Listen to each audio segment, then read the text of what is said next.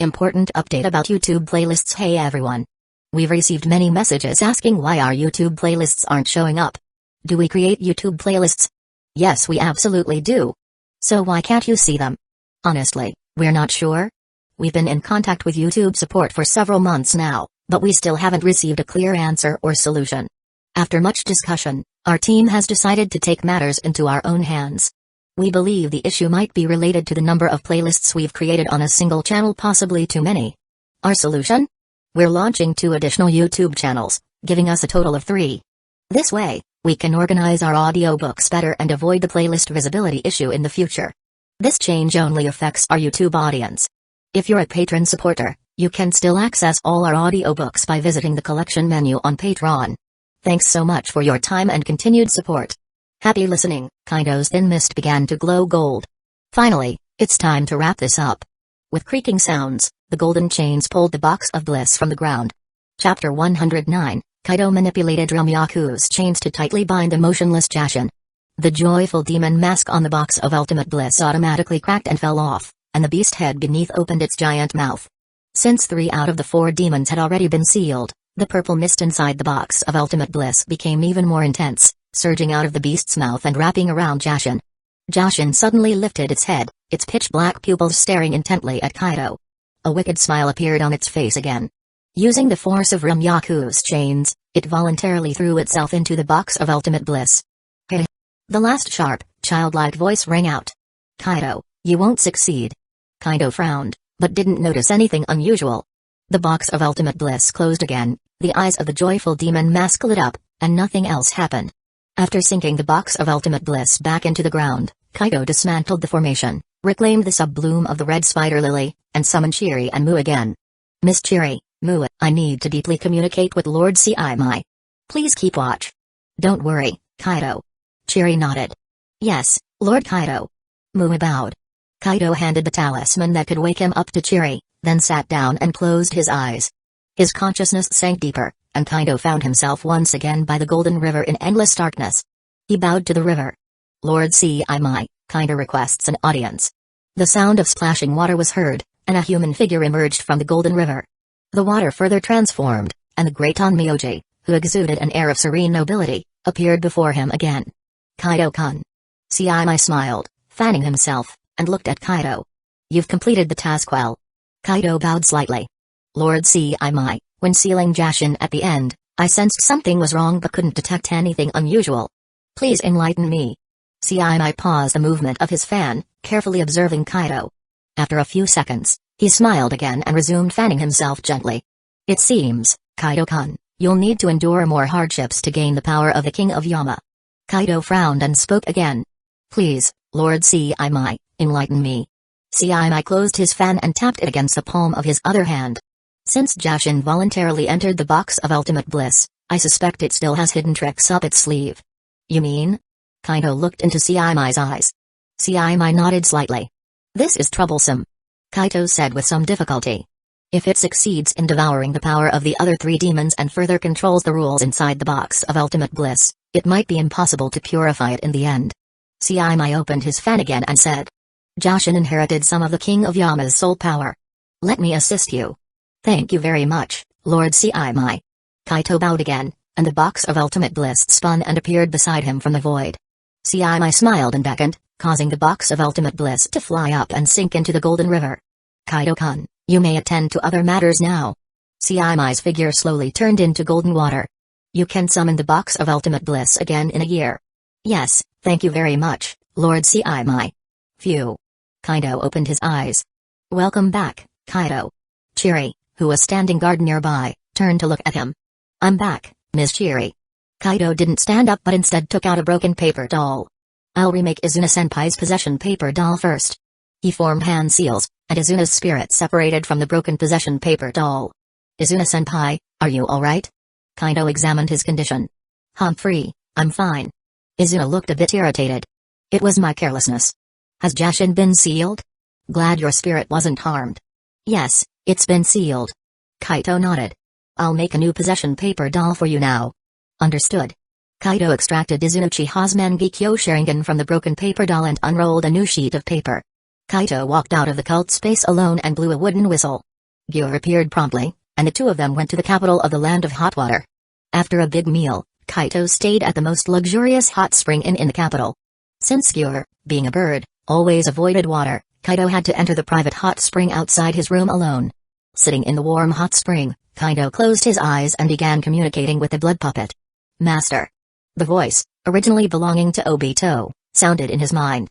How is it? Has Black Zetsu made any further moves?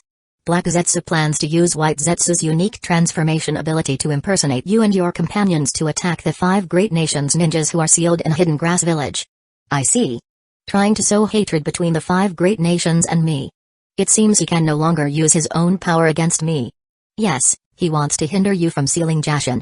Please give your instructions. No need to act. He's already too late. I have successfully sealed Jashin. Just observe quietly. Yes. Kaito opened his eyes and broke the connection. After getting out of the hot spring, Kaito changed into a yukata and sat on the wooden corridor, enjoying the evening breeze. With a hand seal, a puff of white smoke appeared, and the 4th Hokage, Minato no Mikage, in an apron and holding a spatula, appeared before him. Good evening. Minato sat down unceremoniously and placed the spatula on the floor. Kaito-kun really knows how to enjoy himself. Looks like I interrupted you, Minato-kun. Kaito smiled apologetically. Not at all. Minato smiled kindly, though his face was a bit dark. It's just that I was preparing dinner for Naruto. Sorry for disturbing your family time. I'll be brief. Kaito raised his hands in surrender. I've received information that Akatsuki members plan to impersonate me and my companions to infiltrate Hidden Grass Village and attack the sealed 5 Great Nations ninjas. Minato's expression became serious. What do you want me to do? Please go to Hidden Grass Village to protect those people. Kaito smiled. Why don't you go yourself and lift their seals? If they want their seals lifted, they can come to me and pay the price. Kaito said firmly. That's a matter of principle. Alright, I understand. Minato gave him a strange look and then nodded decisively. You've barely spent any time with Naruto, so I'll trouble you with this. Kaito smiled. How about this, as a reward for this mission, I'll waive Kakashi's seal removal fee. That way, you'll have an extra helper. Great idea. Minato's eyes lit up at the thought of Kakashi's disheveled state, and he handed a special kunai to Kaito. After dinner, I'll bring Kakashi to you, Kaito-kun. Kaito took the kunai and waved his hand. I understand. You can go back now, but your food is probably burnt by now. Goodbye. Minato's face changed drastically, and he quickly picked up the spatula and disappeared. Chapter 110, Kaito leaned against the pillar of the corridor, looking up at the starry sky. Kaito, this is for you. The sound of footsteps echoed as Gyor ran out, carrying a plate of fruit. He sat down opposite Kaito and placed the fruit plate on the floor. Kaito smiled and picked up an apple, tossing it in his hand. Why are you being so kind? What are you talking about? Gyor turned and sat on the edge of the corridor, his hands on the floor, his feet swinging restlessly. I've always been this loyal. Except when it comes to food. Kaito teased. As a carnivore, these things aren't on your menu. Humphrey, no good deed goes unpunished. Who's there? Gyor suddenly turned his head sharply to look at the corner of the yard, his round pupils faintly glowing gold. It's me, Gyor, Lord Kaito. A furry figure emerged from the bushes. Asami? It's me. The furry tanuki, Asami, with a leaf on its head, quickly ran to the corridor and jumped to Kaito's side. Asami, so you're here too. Kaito handed the apple to it. Thank you, Lord Kaito. With a puff, white smoke rose, and the tanuki Asami transformed into an unremarkable young boy, reaching out to take the apple and started eating it. Gyor moved over, patted Asami's shoulder, and asked. So it was you who was assigned to infiltrate the land of hot water? How long have you been here? Asami chewed the apple, speaking indistinctly. 3 months. You didn't encounter any danger, did you? Kaito asked. No problem, Lord Kaito, you can rest assured. Asami ate the apple core and all, patting his chest. It's just that a while ago, rumors about a fox demon reached the Nine-Tails Jinchuriki, which caused the Nine-Tails to go on a rampage. Kaito thought for a moment and smiled. No wonder. Yeah. Gyor clapped his hands. We also encountered the Nine-Tails Jinchuriki's rampage in the Land of Fire. You guys encountered it too? I only saw it from a distance, it was really terrifying. Asami said with some lingering fear. It's okay. Gyor patted his shoulder again, comforting him. The tailed beasts, created by Hagoromo, don't know about the existence of yokai. You just need to transform and stay far away. I understand. Asami nodded and then looked at Kaito. Lord Kaito, When can we return to Mount Ama? Yeah. I want to go back soon too. Gyor chimed in.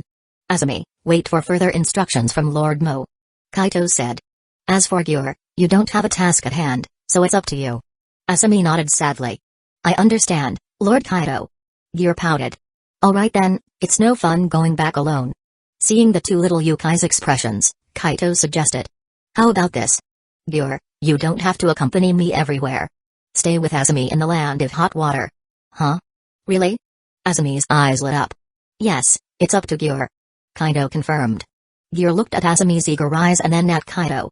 He sighed, arms crossed. Sigh, it's tough being so popular. Asami, you want me to stay with you, right? Asami nodded vigorously. Gyor smiled smugly and looked at Kaito. Kaito, without my help, you'd have to travel the vast world on foot. That would be tough. Kaito tried not to laugh, breaking Gyor's fantasy. Don't worry, I can use the power of Ramyaku to travel quickly through the earth. Then why didn't you travel by yourself before? Gyor exploded. Huh? Kaito was puzzled. Because you were here, right? I'm going to kill you. Gyor jumped up, his hands turned into claws, and he lunged at Kaito. Gyor. Calm down. Calm down. Asami quickly hugged his waist. Damn it. I'm not calming down. Gyor roared, flailing his claws. Damn you, Kaito. Don't fight. Asami struggled to hold him back. Kaito, you cunning bastard. Don't be impulsive, Gyor. Don't hold me back, I want to scratch his thick skin. After a while, Gyor seemed exhausted. Humphrey. He sat down angrily again. Ha ha ha. Kaito chuckled awkwardly. Don't be so angry. Friends should help each other. Yeah. Asami quickly nodded. You. Gyor looked at the naive Asami, fuming. I'll stay here with you, Asami. He said, pitying Asami. Otherwise, you'd be easily deceived. It's okay, Gyor. Asami proudly patted his chest. I haven't had much contact with humans, except for spreading rumors. Gyor was speechless, seeming to calm down, then looked at Kaito. You just don't trust this kid, do you? Kaito nodded and tossed him a money bag. Take Asami and integrate into human society. Don't waste the Tanuki's talents. I understand. Gyor caught the money bag and tossed it. I'll teach him well. He grabbed Asami and ran outside. Let's go, I'll take you to a restaurant for a big meal. Huh? Asami stumbled along, then looked back. Lord Kaito, aren't you coming? I'll pass. Kaito waved. Learn well from Gyor. Yes, Lord Kaito. After the two little yukai left, Kaito continued to observe the stars with his hands folded. After a while, Minato suddenly appeared with Kakashi and Naruto. You're here, Minato, Kakashi, Naruto. Kaito greeted with a smile. Kaito. Kakashi lazily sat down. Good evening, Uncle Kaito. Naruto greeted warmly. Uncle? Kaito's smile froze. Huh? Why is his address the most formal? Minato patted Naruto's shoulder and sat down. Alright. Recovering from being called uncle, Kaito handed the fruit plate to Naruto. Don't be polite, Naruto. Please stop talking. Thank you, Uncle Kaito.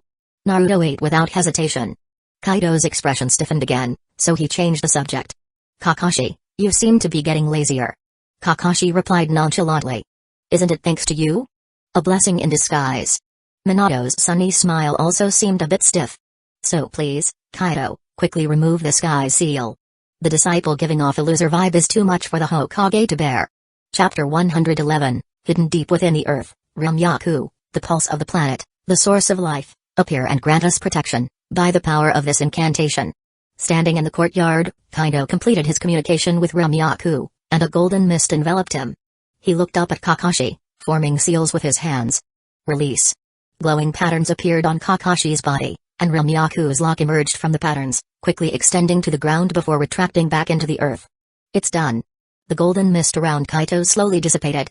He returned to the corridor and sat down. Sigh, time to start working again. Feeling his internal state, Kakashi seemed reluctant. Kakashi-sensei, you're too lazy. Naruto glanced at him disdainfully and continued eating fruit. Kaito. Minato ignored Kakashi and looked seriously at Kaito. Why didn't you tell me about Obito last time? Hearing Minato's question, Kakashi's eyes flashed, and he looked silently at Kaito. Previously, he had talked to Minato about Obito, but was shocked by the information Naruto later revealed. It turned out that Obito was the culprit behind the Nine Tails incident. So why did Kaito hide the matter of Obito from Minato? To me, Obito is just an unimportant piece. Kaito said. There was no need to mention it. Naruto and Kakashi know some of it, and you will too. Is that so? Minato was still doubtful. Yes. Kaito nodded firmly.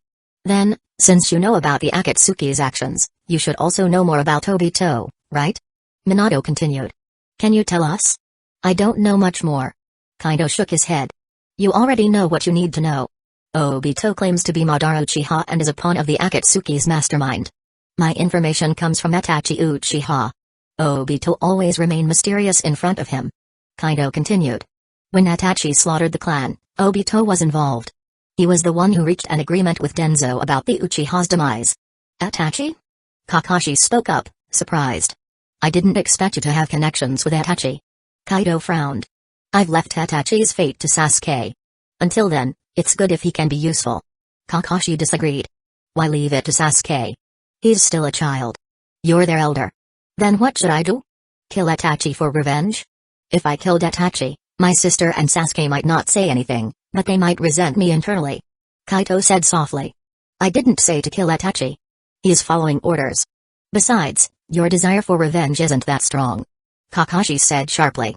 You're not someone who acts without thinking. That's true. Kaito said flatly. My father is long dead, and I didn't have close ties with other clansmen. The closest were Mikoto and her family. Unfortunately, Fugaku and Mikoto made their choices. Otherwise, the Uchiha wouldn't have been wiped out so silently. I can understand. Minato said heavily. I knew Fugaku and Mikoto. They were peace-seeking and not ambitious. I had planned to handle the issues between Hidden Leaf Village and the Uchiha during my tenure. He patted Naruto's head. Kushina and Mikoto even agreed to raise Naruto and Sasuke as good friends. Dad. Naruto smiled brightly at Minato. Mom was right. Sasuke and I are good friends. I know. That's why I felt assured leaving Hidden Leaf Village when you became Hokage. Kaito sighed. Too bad, who knew your reign as the youngest Hokage would be the shortest. You died young before achieving your goals. Minato also smiled brightly. Did you think so highly of me? I'm flattered, haha. Kaito looked at him speechlessly. I felt assured because you were young and influenced more by Jiraiya-sensei. You didn't inherit the will passed down from the second Hokage. Additionally, Kushina and Mikoto were close friends. As Hokage, you would be fairer to the Uchiha clan. Unfortunately, the power of Hidden Leaf Village was still held by the third Hokage and his associates. Those old guys were not easy to deal with. You must have faced many obstacles when you became Hokage. Otherwise, you wouldn't have established the Hokage guard force outside the Anbu. After Kaito finished speaking, the three adults fell silent. What are you talking about? Naruto was confused. What's wrong with the third Hokage? Nothing. Minato said. Kaito is lamenting my short-lived Hokage career. Humphrey, Dad, don't treat me like a kid. Naruto squinted his eyes and suspiciously looked at the three adults. Kakashi-sensei and Uncle Kaito mean that because of the third Hokage's orders, Sasuke's brother killed his family? You're not wrong. Kaito smiled faintly. Naruto looked at Minato and Kakashi again and asked. Why? Aren't we all comrades in the same village? Minato and Kakashi didn't know how to explain, but Kaito wasn't planning to fool the child. This is a historical issue. Before Hidden Leaf Village's founding, the Uchiha clan and the Senju clan, to which the first Hokage belonged, were enemies with deep-seated hatred. To pursue peace, the first Hokage and Madara Uchiha, as leaders of their respective clans, decided to set aside their hatred and founded Hidden Leaf Village. In the following days, the two diverged due to differing views on peace. Later, Madara Uchiha sought to destroy Hidden Leaf Village, and the first Hokage killed him, but he was severely injured and died shortly after. As the first Hokage's brother, the second Hokage hated Madara and was wary of the Uchiha clan. This hatred and wariness were inherited by his disciples. The Night Tales incident, which killed your parents, made the third Hokage and his associates suspicious of the Uchiha, marginalizing them in the village. The Uchiha clan was dissatisfied and, under increasing pressure, many began to plan a coup to take over Hidden Leaf Village's leadership. The third Hokage and his associates decided to sacrifice the Uchiha clan to protect the village. Naruto scratched his head in frustration. I still don't get it, but I think there's always a way to solve it. Why didn't they sit down and talk? Is that your solution? Kaito asked. If you were Hokage, what would you do? Naruto thought hard, messing up his hair even more. I wouldn't let people in the village kill each other. I don't know the best way, But if everyone works together, we can find a good solution. Is that so? Minato smiled with relief and said. That's good. Even if you don't find a solution, you have the power of trust. With reliable comrades, you can be a successful Hokage.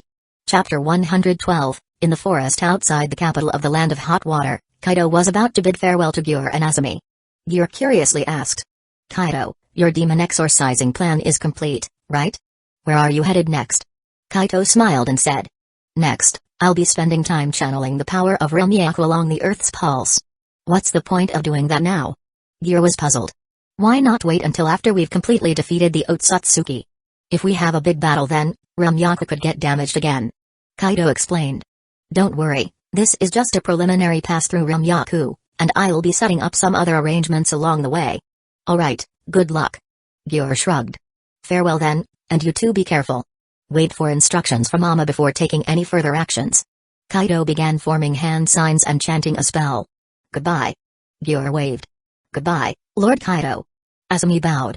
Kaido, now covered in a golden aura, nodded. The ground beneath his feet rippled, and he slowly sank into the earth. From that day on, Kaido himself temporarily vanished from the shinobi world. However, his reputation grew even more widespread. Initially, the ninjas stationed in Hidden Grass Village by the five great nations, waiting for Kaido Uchiha to show up, were suddenly attacked by Kaido. The Kaido who appeared in Hidden Grass Village had incredibly advanced stealth techniques, evading the sensory ninjas and bypassing the guards to directly confront the sealed ninjas. At the critical moment, this assassination attempt was thwarted by Hidden Leaf Village's fourth Hokage and Kakashi, working together. The most shocking aspect of this event was not the unknown ninja disguised as Kaido, but the resurrection of Hidden Leaf Village's fourth Hokage. Yellow Flash Minato no Mikaze. Since everyone witnessed Kakashi's restored power, the conclusion of the event put Hidden Leaf Village in a precarious position. Despite the supposed unified front of the five great shinobi villages, Hidden Leaf Village was accused of secretly changing sides and betraying the alliance. Not only had Hidden Leaf Village sought out Kaido to lift Kakashi's seal, but they had also resurrected the fourth Hokage. Although the specifics of Minato no Mikaze's reappearance were unclear, it was widely believed that Kaido Uchiha was involved. Resurrection. Even though the exact conditions and limitations were unknown, everyone recognized the allure of such a capability. Unlike the legendary summoning, impure world reincarnation, Minato no Mikaze appeared before them with his full strength and clear mind, as if he had never died. If they could achieve such a resurrection, their village's power would significantly increase. But they hadn't achieved this. Kaido had only resurrected Hidden Leaf Village's fourth Hokage. This confirmed the suspicions of a lingering connection between Hidden Leaf Village and the Uchiha. If Kaido and Hidden Leaf Village had formed an alliance, resurrecting all of Hidden Leaf Village's past powerful figures, what would the other villages do? Would they have to live under Hidden Leaf Village's shadow forever? Suddenly, letters from the Raikage, Tsuchikage, Mizukage, and the elders of Hidden Sand Village poured onto the desk of the fifth Hokage, Tsunade, all demanding an explanation. Regardless of their tone, whether gentle or forceful, the content was the same. What is going on with Hidden Leaf Village? Why has the fourth Hokage been resurrected? Why has Kakashi's seal been lifted? You must give us a satisfactory explanation, or we will exclude you from future alliances. Damn it. Tsunade slammed the Raikage's letter onto the table in frustration. Lady Tsunade. Shizune looked at her worriedly. How should we respond to the inquiries from the other villages? Respond to what? Tsunade slapped the table again, causing cracks to appear on its surface. The affairs of Hidden Leaf Village are none of their business. Lady Tsunade. Minato entered the Hokage's office with Kakashi, bowing slightly to Tsunade. He had already removed his Hokage robe and was wearing regular Jonin attire. I'm sorry for causing you trouble. Tsunade waved her hand. It's not your fault. If you hadn't intervened in time, the losses among our ninjas in Hidden Grass Village would have been severe.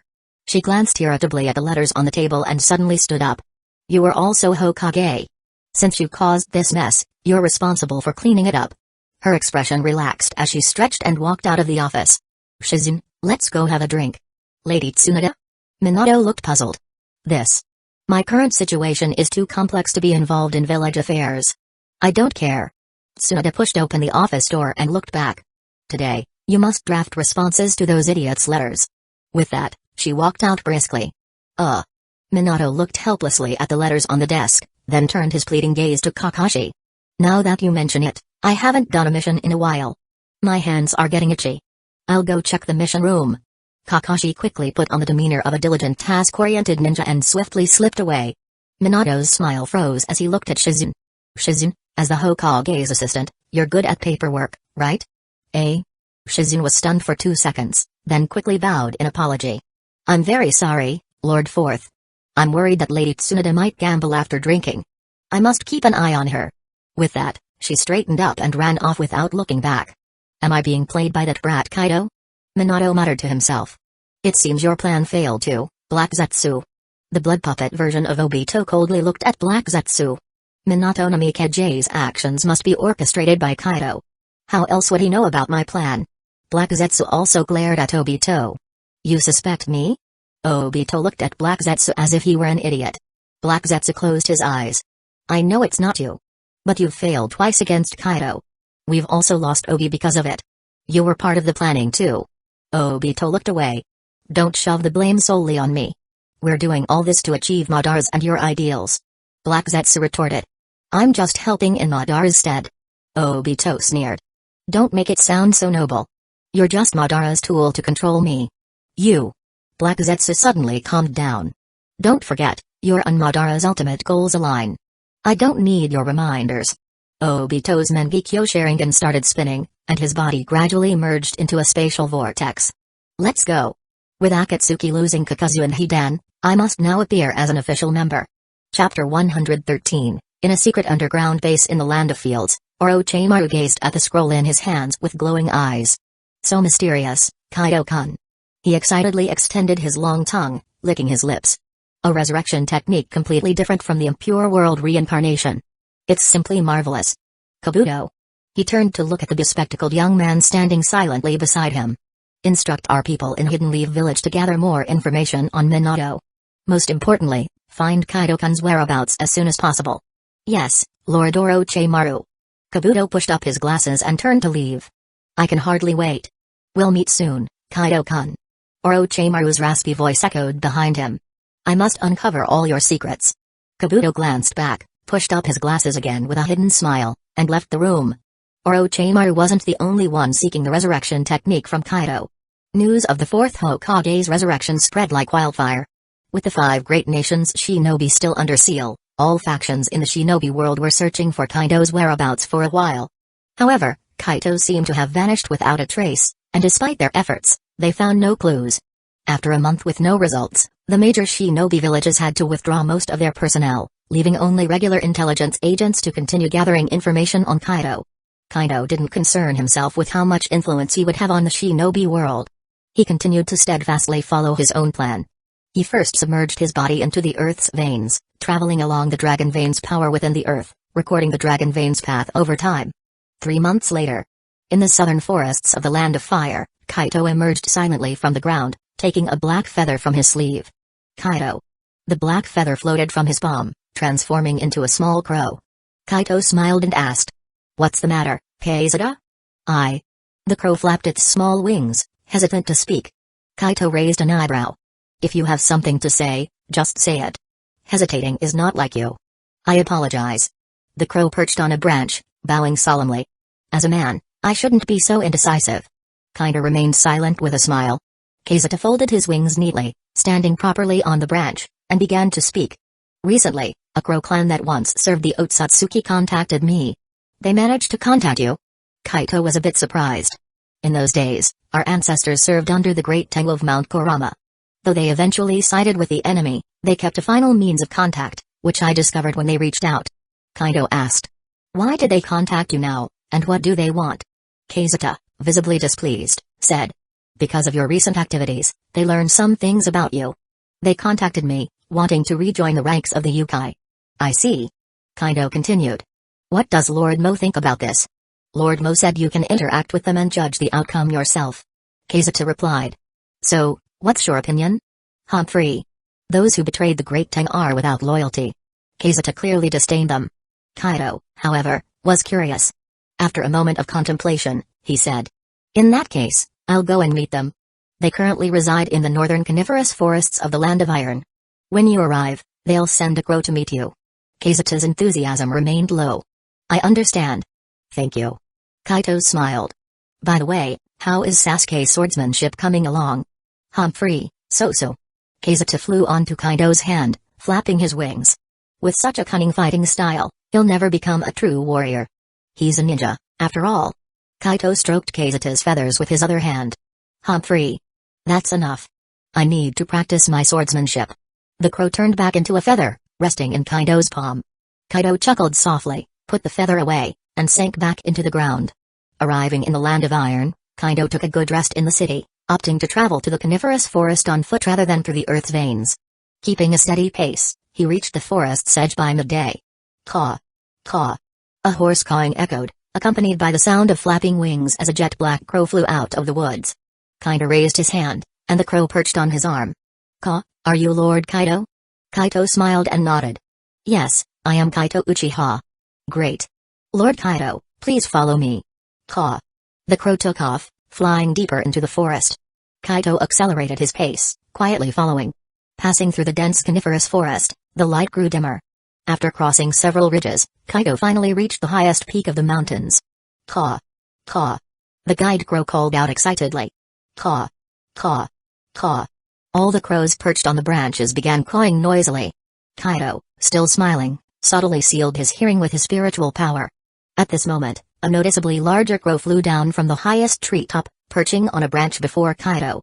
As the other crows fell silent, Kaito restored his hearing. Caw.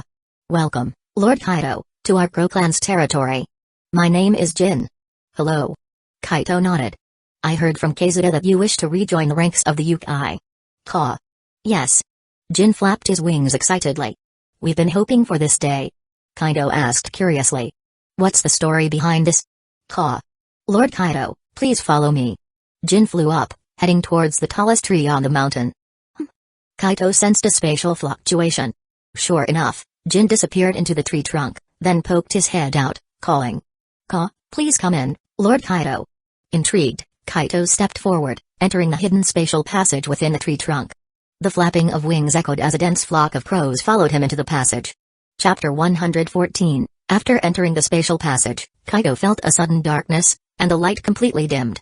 He looked around and found himself in a cave inside a mountain. Only a few faint rays of light penetrated through the rocky ceiling. The cave wasn't very large, and there were no entrances or exits, accessible only through the spatial passage. I didn't expect you to have the ability to set up such a secret place, he said, turning to look at Jin, who was flapping his wings midair. Caw. Jin flew towards a massive rock standing in the cave. This was set up by Tengu. Oh? Kaito was a bit surprised. Please explain in detail. Jin flew to the side of the massive rock and landed on the ground.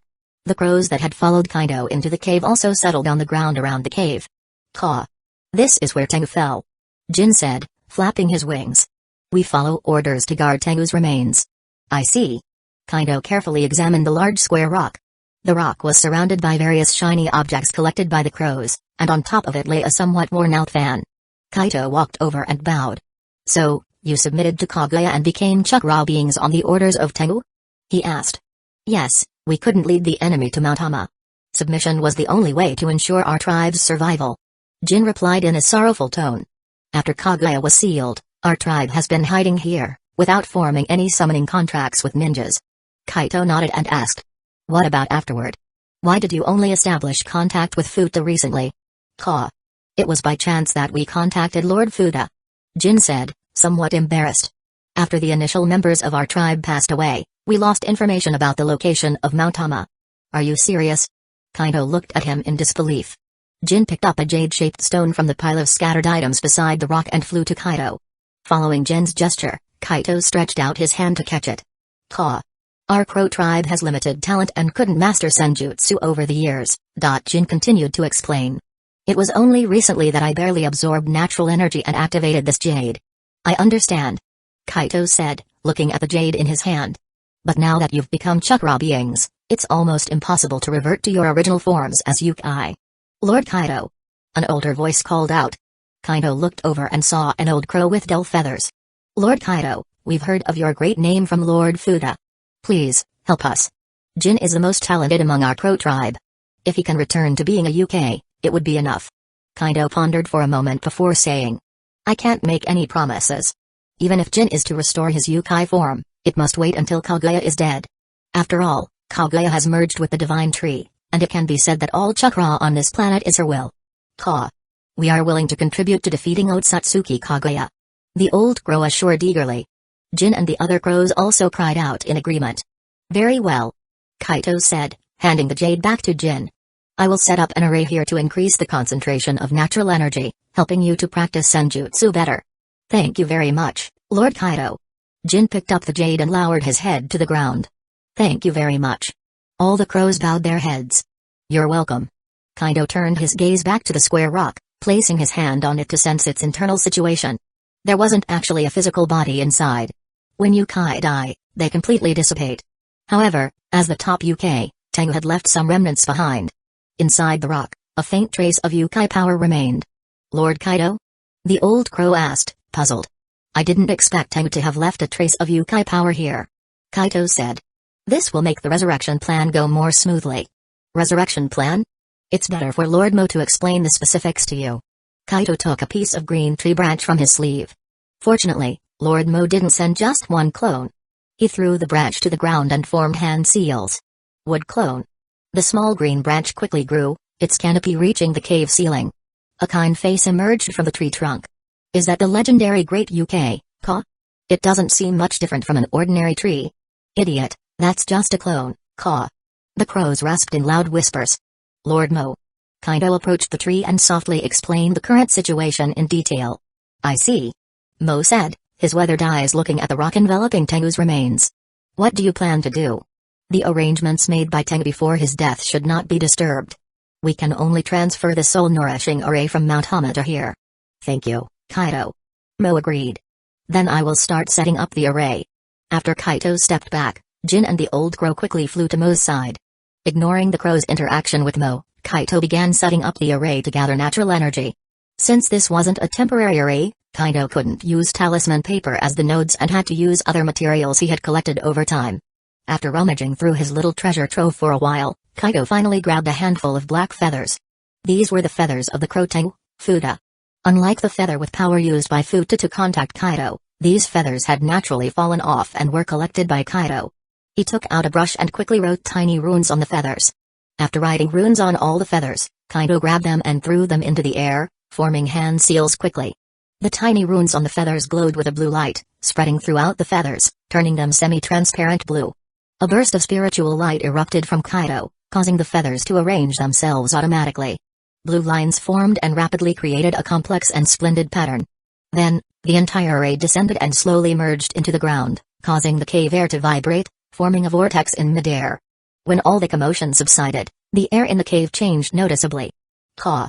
The concentration of natural energy has really increased. Jin shouted joyfully. Thank you, Lord Kaito. Chapter 115, Kaito nodded and walked to the side of the rock. He jumped onto the top of the rock and began writing runes around the old, broken fan at its center. His hands moved quickly, and he soon filled the top with symbols. Then, he jumped down and wrote more complex runes around the base of the rock. After putting away the brush, Kaito rapidly formed hand seals. Spiritual energy surged around him, making his hair and clothes flutter even though there was no wind. The runes on the rock began to light up from the bottom, with blue light spreading upward rapidly. When all the runes were illuminated, the broken fan began to tremble slightly. With a poof, a bright soul flame ignited above the fan. The hidden yokai energy within the rock automatically emerged and was absorbed into the soul flame, making it burn even brighter. The crows, having learned the truth about the resurrection plan from Mo, couldn't contain their excitement upon seeing the soul flame. Caw! Caw! Caw! Caw! Their harsh cries echoed through the cave, blending into a cacophony that made Kaito's head ache. He quickly sealed off most of his hearing with spiritual power and exchanged a glance with Mo. Ahem, from now on, follow Kaito's instructions. Mo said, shrinking down into a small twig. Kaito walked over, picked up the twig, and tucked it into his sleeve. The crows finally quieted down. Well then, you all stay here and guard Tengu's soul-nurturing formation. Kaito said with a smile. It's time for me to leave. Lord Kaito. A crow flew up to him, flapping its wings. We are willing to sign a contract with you and serve you. Lord Kaito, although our abilities are limited, these young ones are very smart and excel at gathering information. The old crow added. Please accept them to serve you. To be honest, Kaito didn't think much of them. After a moment of thought, he nodded.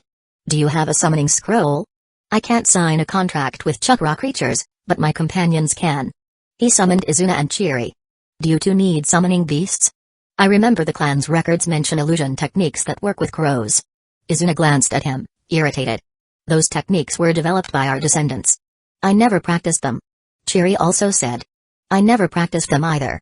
It's not too late to learn now. Crows can not only assist in combat but also gather information.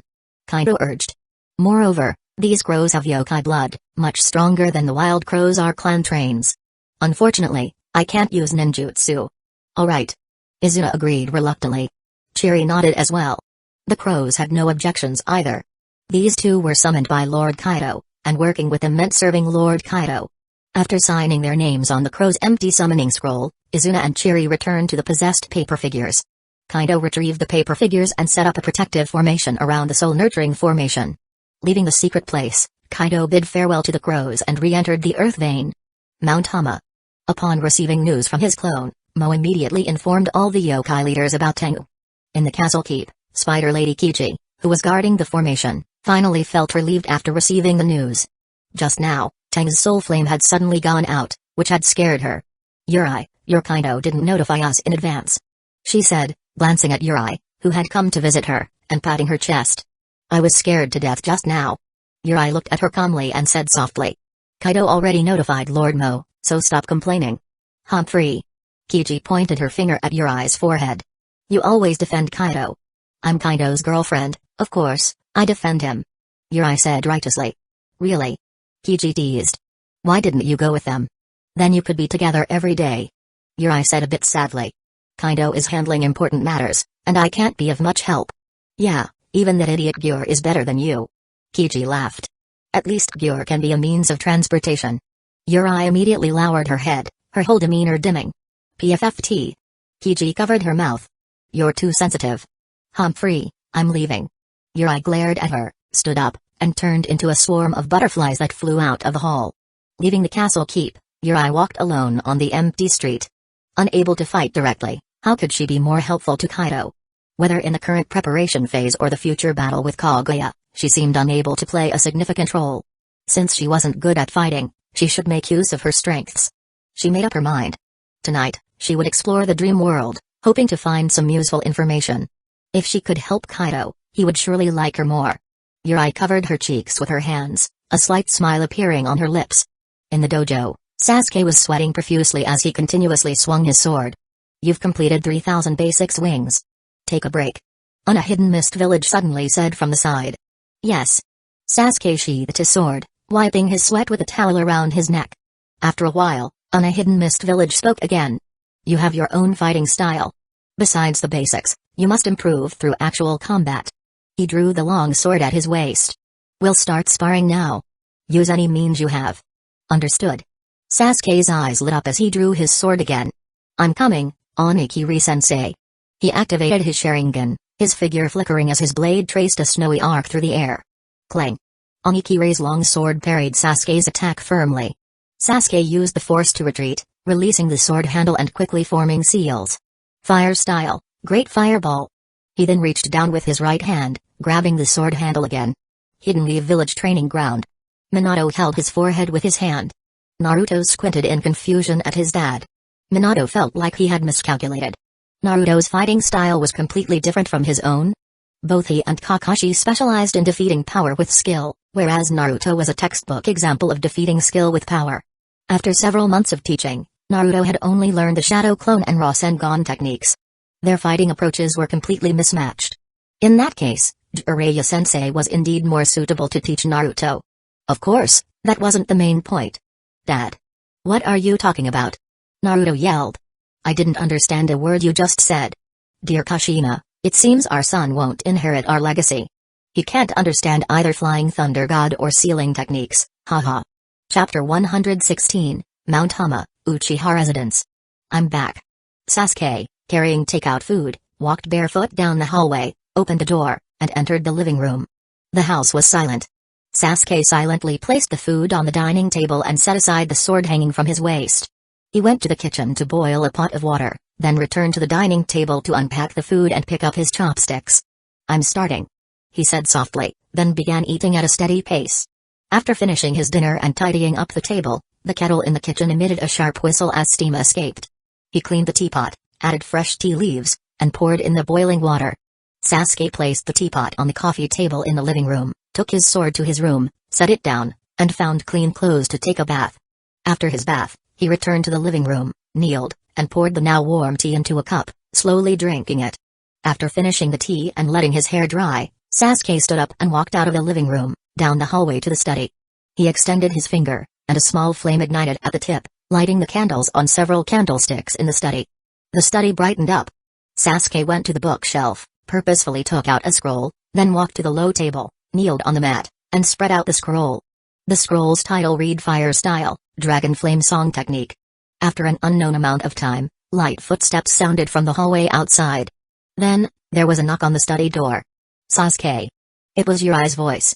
Sasuke lifted his head from the scroll, stood up, and opened the sliding door. Do you need something? It's time for you to rest. Yurai said cheerfully. Children shouldn't stay up late, or Kaido will blame me for not taking good care of you. I'm not a child, and besides, no one asked you to take care of me. Sasuke replied indifferently. You're really not cute. Yurai complained with a smile, turning towards the living room. Be careful, I might tell on you to Kaido. Sasuke skeptically looked at her. Can you write him a letter? Yurai's footsteps suddenly halted, and she turned back to look at Sasuke coolly. Sasuke snorted softly, averting his gaze. Or, should I include it in my next letter? Yurai smiled sweetly at him. Oh, are you showing off, Sasuke-kun? Humphrey, I'm not that bored. Sasuke crossed his arms, meeting Yurai's gaze without fear. The method Uncle left for communication is only for me to seek guidance on training. I don't need to write letters, Sasuke-kun. Yurai extended her hand, and a glowing butterfly suddenly appeared, landing on her fingertip. The luminous, sparkling powder falling from the butterfly's wings illuminated Yurai's smiling face. I'm a yokai who can freely enter and exit the dream world. I can meet Kaido intimately in my dreams every night. Sasuke's face suddenly turned red. He turned back into the study and closed the door. Ah, so easily embarrassed. Yurai continued. Sleep early, Sasuke. Disobedient children have nightmares. Fine, fine. Sasuke replied irritably, putting the scroll back on the shelf, blowing out the candles, and opening the door again. I'm going to bed. He hurried past Yurai towards his room. Hee. Yurai covered her mouth, laughing softly. Sasuke entered his room, took out bedding from the wall cabinet, and spread it on the tatami. Then, he sat cross-legged and began his meditation training. Meditation is the main training process for spiritual power techniques. After this period of training, Sasuke already felt his progress. With the increase in spiritual power, the most significant effect was his chakra control, which had improved by several levels. With strong control, many common jutsu's hand signs had been simplified. He believed that with continued practice, he could simplify many jutsus to a single hand sign in the future. And the most important, his eyes, though not yet the Mangekyo Sharingan, were clearly stronger than when they had just evolved into the three Tomoe Sharingan. Self-studied jutsus, combined with swordsmanship and spiritual power techniques, gave him a much more solid sense of security. Unlike his time in Hidden Leaf Village, when he seemed unable to see his path and was driven by hatred. Now, he knew the direction of his progress and felt his improvements. He finally had confidence. 2 hours later, Sasuke opened his eyes. He smiled with satisfaction, lifted the quilt, lay down, and fell asleep. Sasuke. Who was calling him? Sasuke groggily opened his eyes, finding himself surrounded by darkness. Sasuke. He looked up, seeing a faint light ahead. The weak light flickered. Sasuke couldn't help but move towards it. The journey through the darkness seemed endlessly long.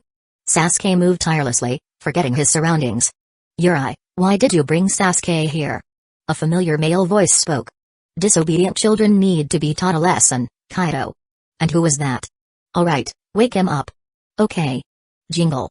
A crisp bell sound rang out, and Sasuke suddenly woke up, the surrounding darkness fading to reveal 2 familiar figures. Uncle. Sasuke looked at Kaido. What's this? Forgot so quickly? Yurai next to Kaido smiled. This is the dream world. You. Sasuke unhappily looked at the smugly smiling female yokai. Long time no see, Sasuke. Kaido said soothingly. I asked Yurai to enter your dream and bring you into mine. He looked at Sasuke, continuing. You're doing well, Sasuke. Even though this is just your consciousness, it shows your spiritual power has greatly improved. Of course. Sasuke proudly smiled. I believe my Mangekyo Sharingan will awaken soon. Kaido said comfortingly. No need to rush, you still have time. Besides, I'll return to Mount Hama before your Mangekyo Sharingan awakens. No need for such trouble, I can succeed on my own. Sasuke said awkwardly. Kaito nodded in agreement. It's just a coincidence. By then, my matters should be mostly resolved. By the way, I've met Naruto. Kaito added. Sasuke said. Humphrey, just give him the Uzumaki clan's things. That idiot probably won't learn them. That's not certain. Kaito smiled. I made a deal with Naruto's father. As the fourth Hokage, he should be able to teach his son well. The fourth? Sasuke frowned, then stared at Kaito without speaking. I understand. Kaito raised his hands in surrender. The material for the possession paper dolls has been updated. I'll summon brother-in-law and Mikoto when I return. Sasuke turned his head away, averting his gaze. I'm different from that guy. I don't need to cling to my parents. Chapter 117, Kaito didn't realize he had overestimated Minato Namikage's teaching skills. In his mind, if Minato could teach Kakashi, it proved that he was a good teacher, just like himself. Seeing that Naruto had his father to teach him, he thought. Our kid can't lose out either. So, he asked Yuri to bring Sasuke into the dream world. What Kaito didn't know was that while he was diving deeper into the key points of spiritual power training with Sasuke, Minato was already looking for external help. Back then, when Minato led his team, the Third Shinobi World War had just broken out. As Hidden Leaf Village's rising star, he was always rushing around the battlefield and had little time to teach his students. After the war ended, 2 of his 3 students died, and the only survivor, Kakashi, fell into a slump. Busy with his duties as the new Hokage and with Kushina pregnant, he asked Kakashi to guard her, hoping the new baby would change Kakashi's outlook on life. He thought there was plenty of time for Kakashi to heal. But when he and Kushina sacrificed themselves when Naruto was born, it pushed Kakashi into deeper despair. So now, seeing Kakashi's indifferent attitude, Minato didn't blame him and was even relieved that Kakashi hadn't fallen into darkness. Teaching his own son hands-on was a new experience for Minato. After a few months of teaching Naruto with confidence, Minato found himself questioning his abilities. Is this kid really my son with Kushina? He wondered. No, Naruto isn't stupid. I'm just a poor teacher. In the end, Minato, out of ideas, asked for help from his own teacher. Using the special kunai through the toads, Minato summoned Jiraiya back to Hidden Leaf Village from his sleep in the middle of the night. Minato and Naruto had moved back to the house he had bought when he got married. Now, wide awake, Jiraiya sat on the sofa, annoyed, listening to Minato pour out his heart about being a father. My teaching skills must be terrible. Please take over teaching Naruto, Jiraiya-sensei. Minato said, looking defeated. Of course, compared to me, your teaching skills are terrible. Jiraiya said proudly. Yes. Minato replied, lowering his head. But honestly. Jiraiya said, picking his nose. That kid Naruto is really dumb. That's not true. Minato weakly defended. Naruto is just like Kushina in character, and she's very good at sealing techniques. It's just that Naruto's potential hasn't been realized yet. No, he's really dumb. Jiraiya said mercilessly. Minato clutched his chest in pain. Alright. Jiraiya patted Minato's shoulder with the hand he had been picking his nose with. Swoosh. Minato quickly moved to the other side. Unfazed, Jiraiya continued.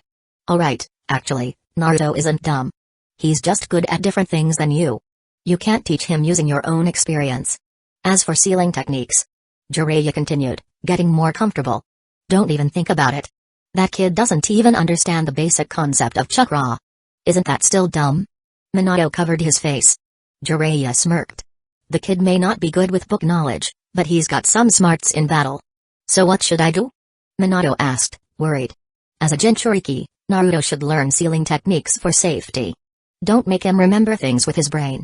Jiraiya said cryptically. Make him remember with his body. Forget about other sealing techniques. See if he can awaken the adamantine sealing chains. He suggested. Seriously, I have to worry about a former Hokage's kid too. Jiraiya grumbled as he stood up. Naruto didn't get a good foundation when he was little. Now you can only teach him in the simplest, most straightforward way.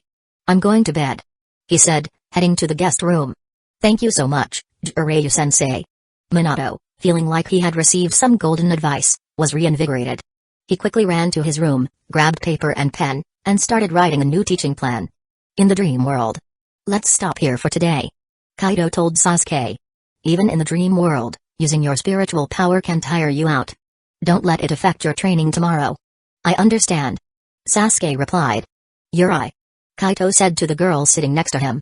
Take Sasuke back. No problem. Yuri said with a slight smile, reaching out to Sasuke. Sasuke felt uneasy, and the next second, countless butterflies swarmed him. You. He glared at Yuri through the layers of butterflies. Good night, Sasuke. Yuri said. The butterflies flew by, and Sasuke disappeared from the spot. Don't you think you're a bit rough with him? Kaito asked Yuri, hesitating. Oh, are you blaming me, Kaito? Yuri gently lowered her eyes, raising her wide sleeve to cover her face, speaking softly. Kaito felt a chill down his spine and quickly said. No, it's fine. Sasuke is a boy. He doesn't need to be treated gently. As long as Kaito isn't blaming me, I'm relieved. Yuri said, putting down her sleeve and smiling. Why would I blame you? Kaito said seriously, patting her back lightly. Thank you for helping to take care of him while I'm not home. No need to thank me. It's my duty. Yuri said, leaning on his shoulder. Feeling her weight on his shoulder, Kaito looked down to see Yuri's butterfly-like eyelashes trembling slightly. He patted her back again gently. Neither spoke. They were still in the place where Yuri had previously danced her prayer dance, under the blooming night sakura. Petals fell gently around them. Kaito. Yuri's cool voice broke the silence. Kaito watched the falling petals. Everything you're doing will succeed, right? Yuri caught a petal in her hand. It will definitely succeed. Kaito replied with absolute confidence. You'll come back to Alma safely, right? Yes. Everyone will defeat the Otsutsuki, right? Yes. Kaito will successfully rebuild the Yellow Springs Hell, right? Yes. Kaito won't die and will always be with me, right? That's impossible. You should know that nothing in the world is immortal. Humans die, yokai die, even gods die. Kaito, you big dummy. Chapter 118, Time always seems to pass by unnoticed. On the northern coast of the Land of Frost, Kaito Uchiha, Izuna Uchiha, and Chiri Uchiha stood on a large rock by the sea, gazing at the vast ocean before them. I didn't expect it to be a year since we left Alma. Kaito said, his long hair blowing in the wind, a smile on his face as usual. Time flies.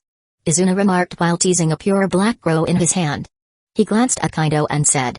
You're going back soon, but I bet you'll be out again quickly. Kaito replied unexpectedly. I have a lot of things to do as well. As for Sasuke, I'll let him find his own way. Izuna paused, surprised. You're really letting him go off on his own? Why not? Kaito looked at him in surprise. Weren't you already on the battlefield at his age?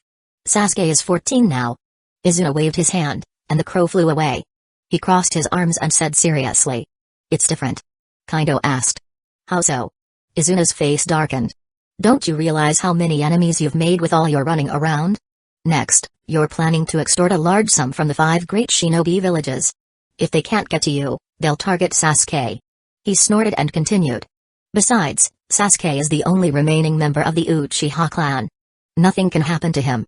Come on, I haven't extorted anyone. Releasing the seals is a fair trade. Kaito pointed at himself. And really, you're biased? Aren't I part of the Uchiha clan too? Izuna gave him a disdainful look. Can you take on the responsibility of continuing the Uchiha lineage? Well, Kaito replied. I need to study the materials from the divine tree to make a suitable paper doll for Madara-san. He smiled. So, I'll leave Sasuke to you, Izuna-senpai. You can continue to guide him since I'm not a ninja and have nothing more to teach him. Izuna grumbled. Why can't you carry the materials with you? No way, there's also the resurrection plan. Kaito said, clasping his hands together. Please, Izuna-senpai. You. Izuna sighed. We'll see. Thank you, Izuna-senpai. Kaito laughed and looked back. Here they come. Izuna and Chiri turned around as well. I must be quite important. Kaito said with a smile. To have the Sushi Kage and Raikage come personally. Uchiha brat. The hulking fourth Raikage said, stepping forward and clenching his massive fist. You've played us for fools. Why would you say that, Raikage-sama? Kaito opened a fan and waved it lightly. I've done nothing impolite. You. The Raikage's eyes widened, and electricity crackled around him. The third Sushi Kage, Onoki, floated in the air with his arms crossed, looking down at Kaito. He interrupted the Raikage, saying, Kid, you missed our previous meeting, causing us great inconvenience. Kaito just smiled. Onoki continued. Ninjas with their chakra sealed can't take missions or train. Even if the seals are removed now, it'll take time to regain their strength, causing significant losses to our villages. Kaito asked directly. What do you want, Sushi Kage-sama. Onoki said. Since it's your fault for not showing up on time, you must take responsibility for the losses. He looked at the others. Raikage, Kakashi, and the representatives from Hidden Sand Village and Hidden Mist Village, what do you think? Onoki is right. The Raikage agreed immediately. The Hidden Sand Village and Hidden Mist Village representatives, both ordinary jonin, were happy to let the Sushi Kage and Raikage take the lead and quickly express their support. All eyes turned to Kakashi, who hadn't yet spoken. Why is it always you, Kakashi? Kaido joked. I wonder that myself. Kakashi replied, somewhat helplessly. Kakashi, show us Hidden Leaf Village's stance. The Raikage demanded aggressively. Kakashi said. I'm just following Hokage-sama's orders to conduct a normal transaction. Such weakness from one of the top villages in the shinobi world. Onoki seemed disappointed. Even so. Kakashi remained unmoved and took out a scroll from his ninja pouch. These are the funds to unseal the chakra of Hidden Leaf Village's ninjas. He tossed the scroll to Kaido. Kaido caught it and handed it to Chiri, who opened it and nodded to him. No problem. Kaido smiled, forming hand seals. Golden mist rose from his feet, enveloping him. He no longer needed an incantation to connect with the dragon vein. For some reason, the others didn't interfere but stepped back. Kaido stomped the ground lightly, and golden chains emerged, linking to the sealed ninjas behind Kakashi. Release. The chains retreated, and the seals on the ninjas were undone. It's done. I'm free. I can feel my chakra again. The ninjas were overjoyed. Deal's done. Kaido said to Kakashi. Everyone, let's go. Kakashi ordered, leading the Hidden Leaf Village ninjas away. What about you? Kaido turned to the others. Do you want your seals undone? Brat. Onoki said angrily. You're not considering my proposal. Of course not. Kaido said calmly. You attacked me first. The fact that I didn't kill anyone is already merciful. The Raikage roared. You attacked Hazuki Castle and stole the box of ultimate bliss. The box belongs to Hidden Grass Village. It has nothing to do with you. Kaido replied. Wrong. Onoki said. Hazuki Castle is a shinobi prison managed by Hidden Grass Village on behalf of all the villages. As one of the 5 great nations, we have the right to address any threats to peace. Chapter 119, Ha. Kaido chuckled softly. No matter how many high-sounding words you say, it's useless. Anyway, I must get enough compensation before I lift the seal. He glanced at the ninjas whose chakras were sealed. These are the pillars of each major ninja village. I suppose they can't be easily discarded. In that case. Onoki's eyes flashed with a dark expression, and he waved his hand. Give him the prepared compensation. The ninja behind him took out a scroll and threw it over. At the same time, a stern-faced Raikage nodded to Darue behind him, who also took out a scroll and threw it over. Seeing this, the ninjas from Hidden Sand Village and Hidden Mist Village realized there were no cheap deals to be had, so they also took out the compensation. Kaido handed the items to Chiri for inspection, then looked towards Kankuro in the crowd with a surprised expression, muttering audibly. I didn't expect Hidden Sand Village to be able to come up with this much money. Everyone present, with sharp hearing, noticed Kaido's surprised look and heard his muttering. The scene became quiet. For a moment, everyone looked at the Hidden Sand Village ninjas with sympathetic eyes, making them bow their heads in embarrassment. Only Kankuro, with his painted face, turned red, gritting his teeth and glaring at the culprit. Damn it.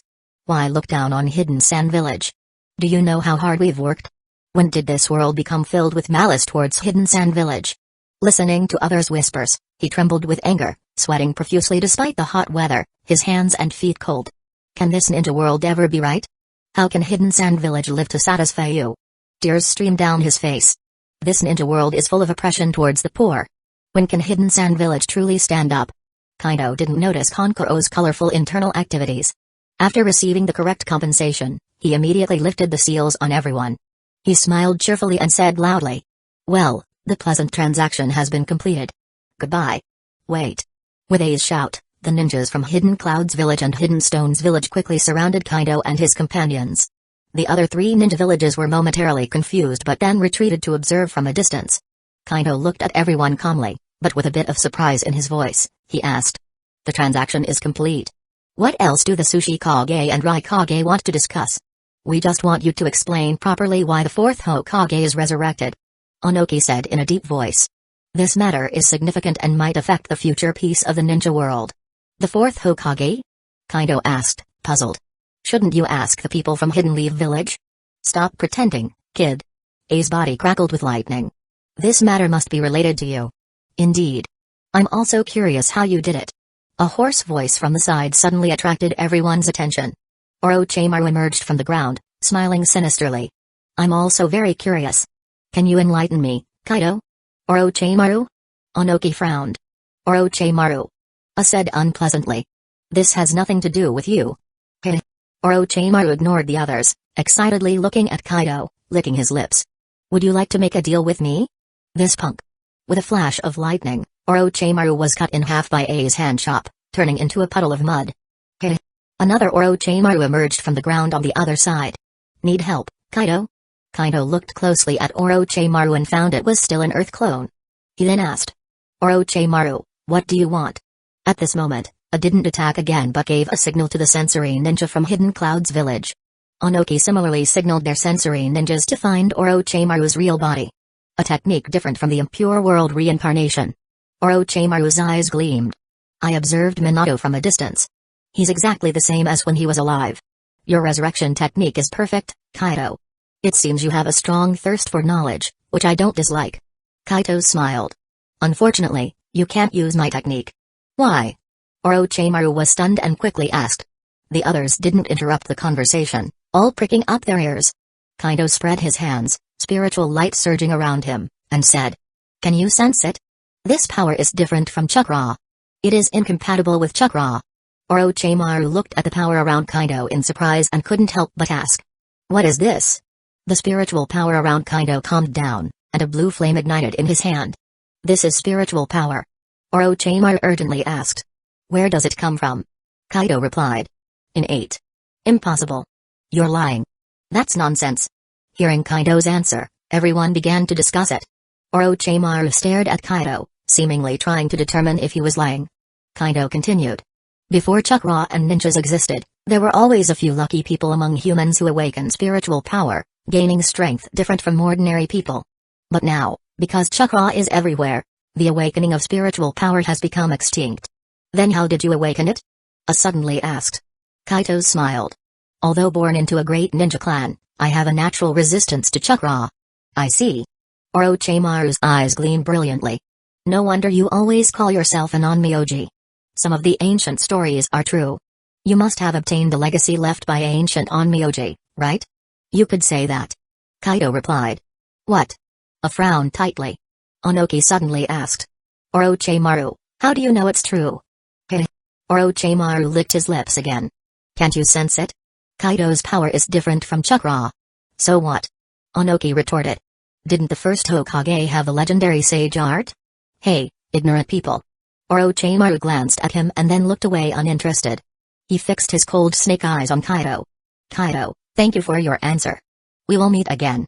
After speaking, his body turned into a puddle of mud again. Damn Orochimaru. Onoki cursed, feeling embarrassed. Raikage and Tsuchikage, do you have any more questions? Kaito was smiling kindly at the moment, but his aura was steadily rising. Chapter 120, The abilities you possess pose too great a threat to the ninja world. Onoki's figure grew taller as he looked solemnly at Kaito. Cloaked in lightning, also spoke up. And what exactly are your intentions with your actions in the land of demons? I've shown mercy many times already. Kaito continued to smile, but his aura gradually overpowered everyone present. So, stop provoking me. All the ninjas on the scene felt the pressure emanating from Kaito and instinctively became wary. Onoki and A's hearts sank further, they seemed to have underestimated this boy. At this moment, powerful chakra waves burst from both Izuna and Chiri, causing many ordinary ninjas to involuntarily take a step back. A fierce sea breeze blew in from the ocean, crashing waves against the rocks beneath Kaito and his companions, sending up white foam. The ninjas surrounding the three were disheveled but remained silent. Kaito's voice rang out again. To be honest, I don't like taking lives over trivial matters. A hum resonated in the air, an invisible wave causing everyone's bodies to feel a sudden weight. Many ninjas standing on the water wavered and fell into the sea. Especially humans. It's better if everyone gets along peacefully. Kaito was telling the truth. He wasn't a ninja and wasn't accustomed to killing.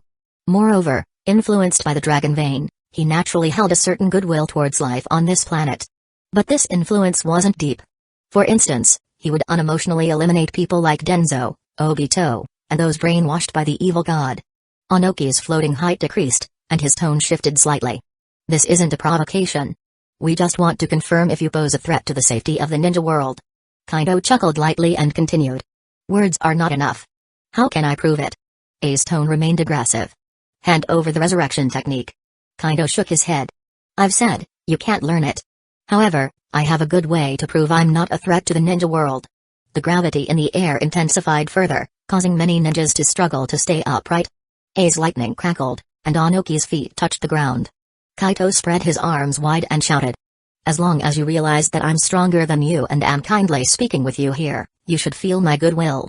A series of paper dolls covered in talismans flew out of his sleeves, scattering in the air.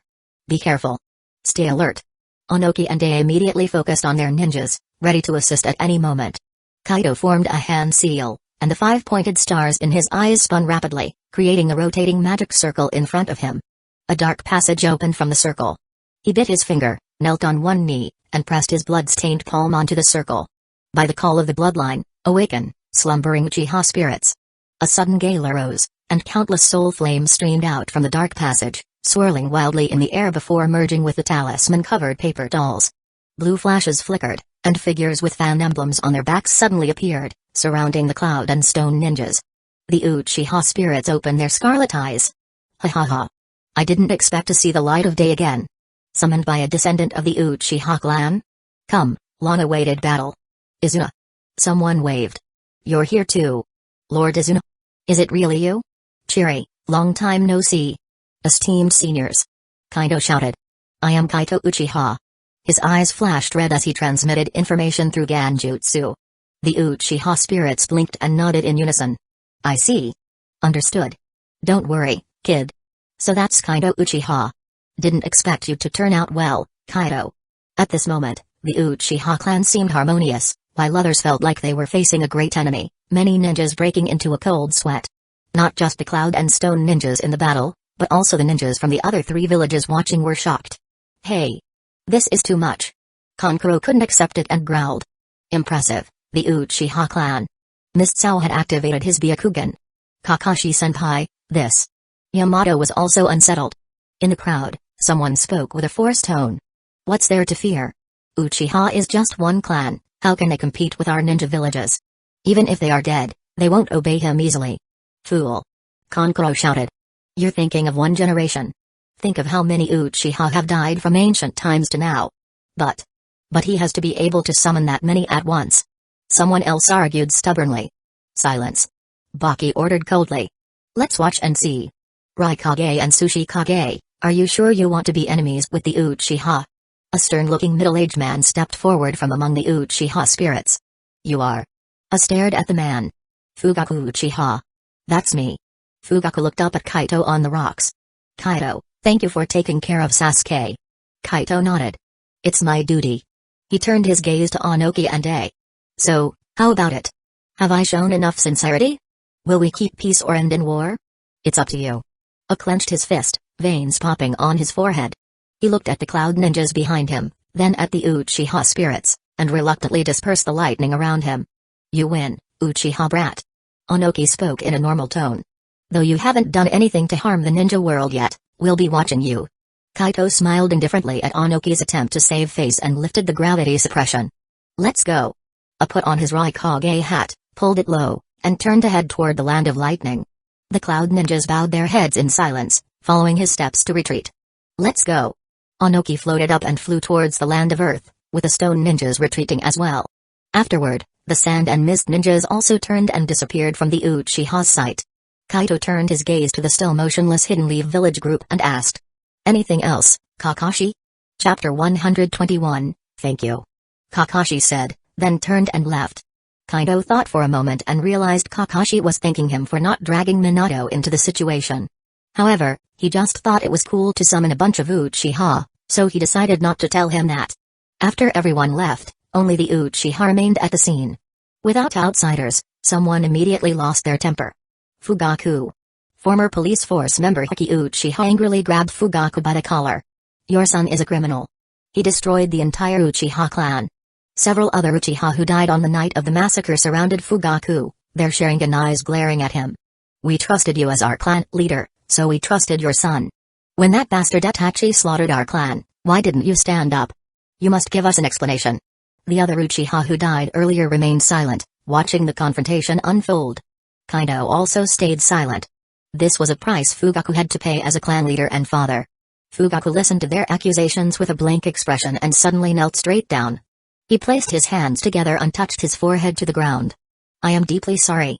At this point, he could only say these words. Any explanation would be meaningless, and there was no point in dwelling on past rights and wrongs. The other Uchiha understood this too. They were all dead now, so no matter how much they hated, what could they do? Enough. Standing next to Kaido, Izuna spoke up. What use is there in complaining anymore? Lord Izuna is right. A man with a ponytail suddenly appeared in front of Izuna, smiling and nodding at Kaido. Hello, I am Han Uchiha. Izuna seemed in a better mood and patted Han's shoulder, introducing him. Han is also a powerful ninja and often fought alongside my brother. Hello, senior. Kaito said politely with a smile. Well done, Kaido-kun. Han said with a cheerful smile. Even though we are just shells, we still managed to scare those people. Han-senpai, you flatter me. Because of insufficient materials, we could only scare them for now. Kaito said shyly. Show off. Izuna said with disdain, then turned to Han. I'm not just for show now. When this kid makes better paper puppets, I'll have him summon you and my brother together. Really? Han said happily. Then I look forward to fighting alongside Lord Madara again. Really, Kaido-kun, how strong can you make us? The other eavesdropping Uchiha gathered around, looking expectantly at Kaido. Kaido confidently replied. Earlier, I obtained top-grade materials. Once used successfully, you'll be stronger than you were in life. Really? Kaito nodded affirmatively. Great, Kaido-kun, I'm Uchiha. Don't forget to summon me then. I'm Uchiha, and I have a 3-Tomoe Sharingan. And I'm Shu Uchiha. Uncle Shu, you were old when you died. Just rest in the Pure Land. Yeah, Shu, leave the fighting to us younger ones. Uncle. You only died young. Shu, I'm younger than you now. Humphrey. At this point, Haki Uchiha also walked over. Kaido-kun. He asked. Where is that Itachi now? Uncle Hiki. Kaito met his gaze, a red flash in his eyes transmitting more information to Hiki. Hiki closed his eyes and snorted coldly. He's still acting for Hidden Leaf Village. Our Uchiha clan's young leader was won over. The third Hokage is quite skilled. And Shishui, too. We had high hopes for him, but Hidden Leaf Village guarded against us that much. Enough of that.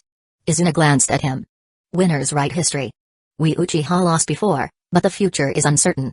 Yes, Lord Izuna. Haki bowed respectfully. My father, Takeya Uchiha, once served under you. Takeya, huh? Izuna nodded. Didn't expect that kid to live so long. My father never forgot your teachings. Haki said reverently. Izuna looked around, and all the Uchiha fell silent under his gaze. It seems there are no elders of mine here. Izuna said. Perhaps the older spirits are harder to summon. Kaido guessed. If there are no elders, then everyone listen to me. Izuna stepped forward. The Uchiha clan has dwindled since the Sage of Six Paths. We are now but ghosts of the past. The future of the Uchiha depends on the living. He pulled Kaito to his side.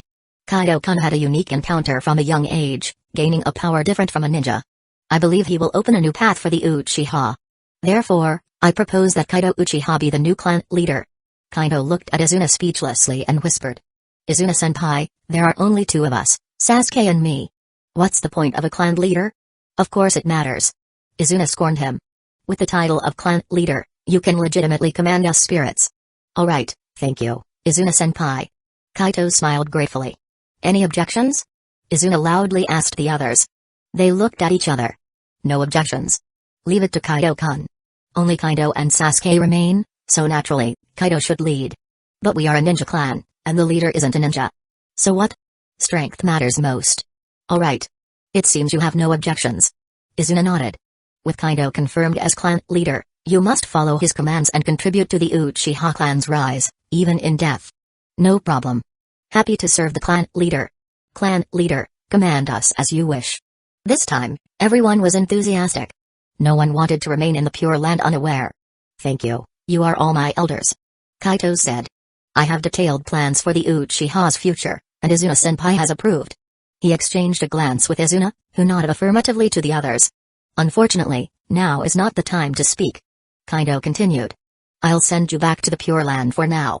We'll meet again when the time is right. following the clan leader's orders. Kaito nodded and formed hand seals. The figures faded, and soul fires left the paper puppets, re-entering the reopened Pure Land passage. Chapter 122, Fugaku Uchiha was the last to leave. Kaito glanced at him but didn't say much. "I'll leave it to you, Kaito," Fugaku said solemnly. Kaito nodded, and only then did Fugaku detach from the paper man he was possessing. All the souls returned to the Pure Land, and Kaito closed the passage to the Pure Land. A crow flew over from afar and landed on Izuna's hand. They've all gone, they've all gone." Izuna stroked the crow's feathers and said to Kaito. "Those ninja villages keep provoking us. You don't have to spare them." Kaito, now relieved of Ramyaku power, fanned himself leisurely and said. "No need to be angry, Izuna-san. No matter how much they jump around, they can't harm me." He smiled at the scowling Izuna and continued. "Besides, in my grand finale of Kaguya's Fall, they are indispensable actors and audience." Closing his fan and putting his hands behind his back, Kaito turned to face the endless sea, his voice filled with proud determination. "When the curtain falls, no force on this planet will surpass the Uchiha clan. I will always support you, Kaito." Chiri looked lovingly at Kaito's back. Izuna saw her expression, turned away in discomfort, and muttered.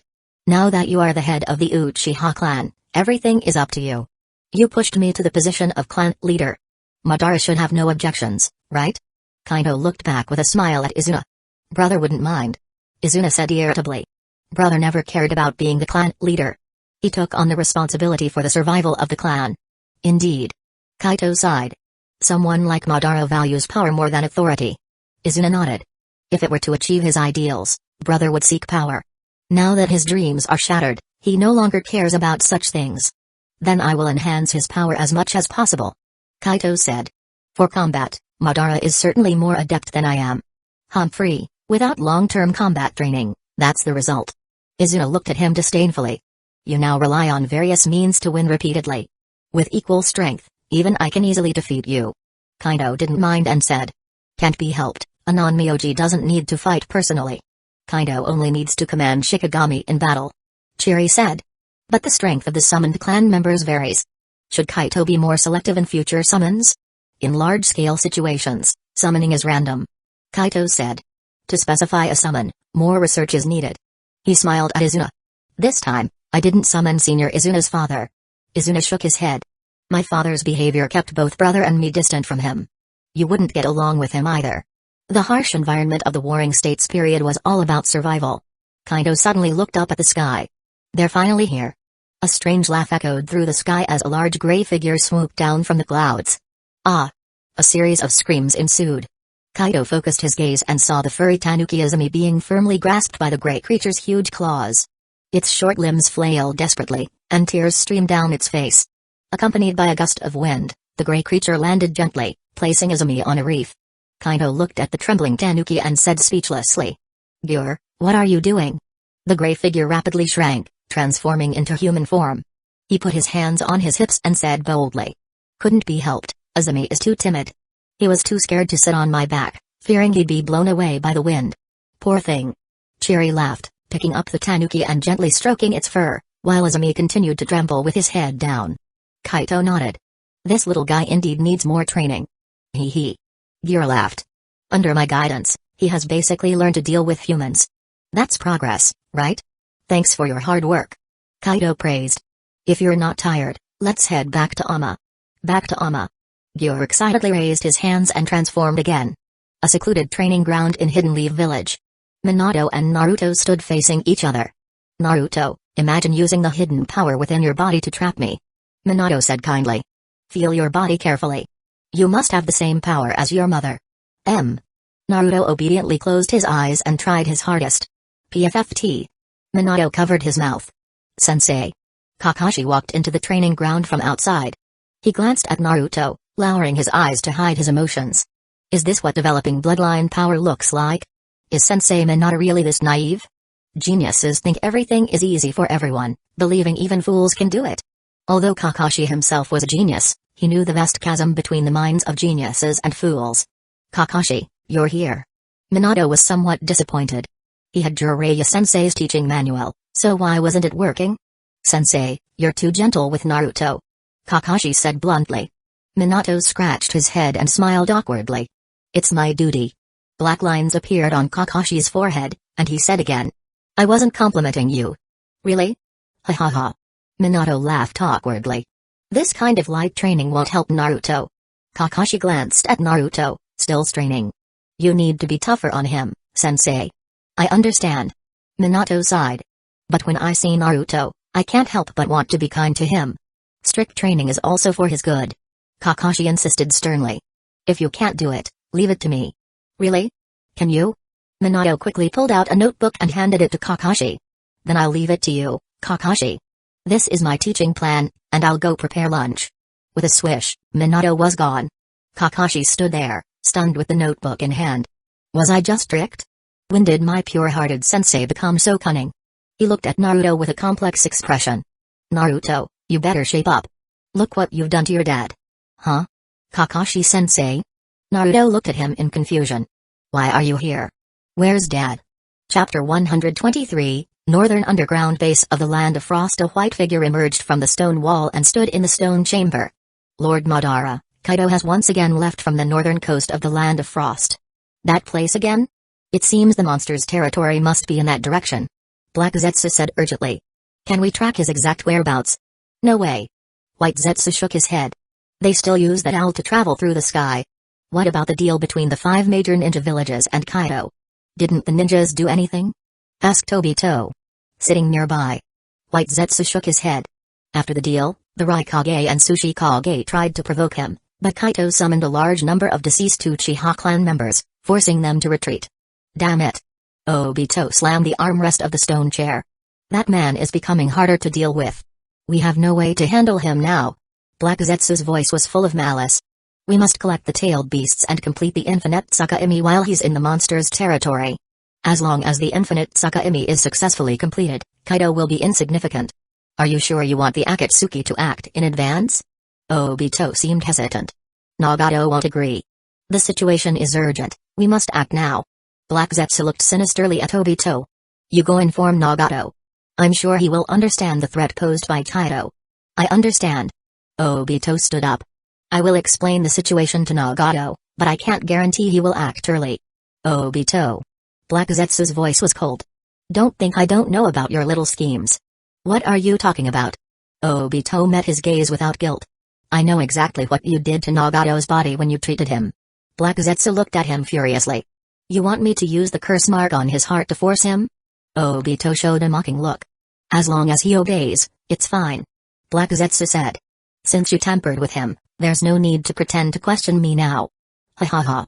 Obito laughed wildly, then sneered. If that's the case, why didn't Madara Uchiha use such a roundabout method on him? He clutched his chest and said bitterly. Why not do it directly like he did to me? Obito. Don't forget you and Lord Madara share the same goal. Black Zetsu looked sinisterly at Obito. Ugh. Obito clutched his chest in pain. Be obedient, Obito. Black Zetsu's tone softened. Remember, if we succeed, you can be with Rin forever. Don't mention Rin. From your mouth. You monster. Sweat dripped from Obito's forehead as he glared at Black Zetsu with bloodshot eyes. Alright, you should go notify Nagato. Black Zetsu stopped activating the curse mark. I understand. Obito put on his spiral mask, looked at Black Zetsu with a murderous eye, and said. Don't mention Rin again to anger me. The space vortex began to swirl, and Obito's figure gradually vanished. Soon after, several white Zetsu emerged through the stone wall and approached Black Zetsu. Obito seems to be getting more disobedient. Indeed, more disobedient. Such a bad child. Hee hee. Enough. Black Zetsu interrupted their idle chatter. Don't worry, as long as that guy is obsessed with his goals, he can only cooperate with us. That's right. That girl Rin. Obito's heart broken, poor thing. What if Obito stops liking Rin? Impossible. By the way, what does liking feel like? Like eating? Black Zetsu waved his hand. Continue monitoring the northern coast of the Land of Frost. Then he turned into a pool of black water and merged into the ground. Hidden Rain Village. Obito emerged from the space vortex and landed on the highest building in the village. What is it? Pain, sitting on a giant statue's head, did not turn to look at Obito. Obito spoke directly, with a commanding tone. Kaito Uchiha has left the ninja world.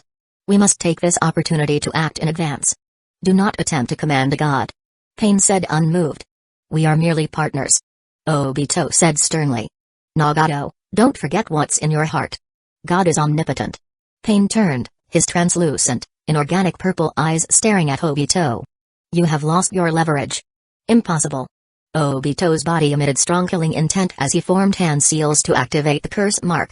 You think hiding makes you safe, Nagato? Useless.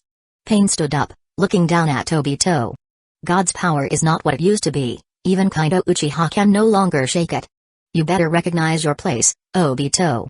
Call me Madara. Obito roared. Pain jumped down from the statue, standing beside Obito, and looked at him. Do not try to challenge the dignity of a god again. With that, he walked into a dark corridor, his figure gradually disappearing into the darkness. Damn it. Obito turned, glaring hatefully at his indifferent back. After a while, he released his hands, stopped activating the curse mark, and his figure once again merged into the space vortex. Are you alright, Nagato? In a dimly lit secret room, Conan tightly held Nagato's hand, looking at him worriedly. I'm fine, it's over now. A sweaty Nagato said weakly. Fortunately, last time Obito used wood-style cells to repair my body, my constitution is now several times stronger than before. But your heart. A crystal tear fell from Conan's eye. As expected, the curse mark's effect has significantly weakened. Nagato comforted her. I've found a solution and will soon get rid of it. Don't show any abnormality in front of Obito, we cannot let others know our weakness. I believe in you, Nagato, you can do it. Conan nodded vigorously. Nagato closed his eyes slightly. Thank you, Conan. Please keep an eye on the Akatsuki members, in case Obito tries to recruit them. I understand, I will watch them. Conan said calmly. Don't worry. Just wait. Nagato whispered. Once I complete my previous plans, both Obito and Kaido will be annihilated under the might of a god. Chapter 124, Outside Hidden Rain Village. Black Zetsu, attached to White Zetsu, emerged silently from the ground, his head hidden within the pitcher plant. You've arrived. A figure of the blood puppet Obito appeared from the void. How did it go? Black Zetsu asked. Nagato refused. Obito replied. He seems no longer afraid of the curse tag I placed on his heart.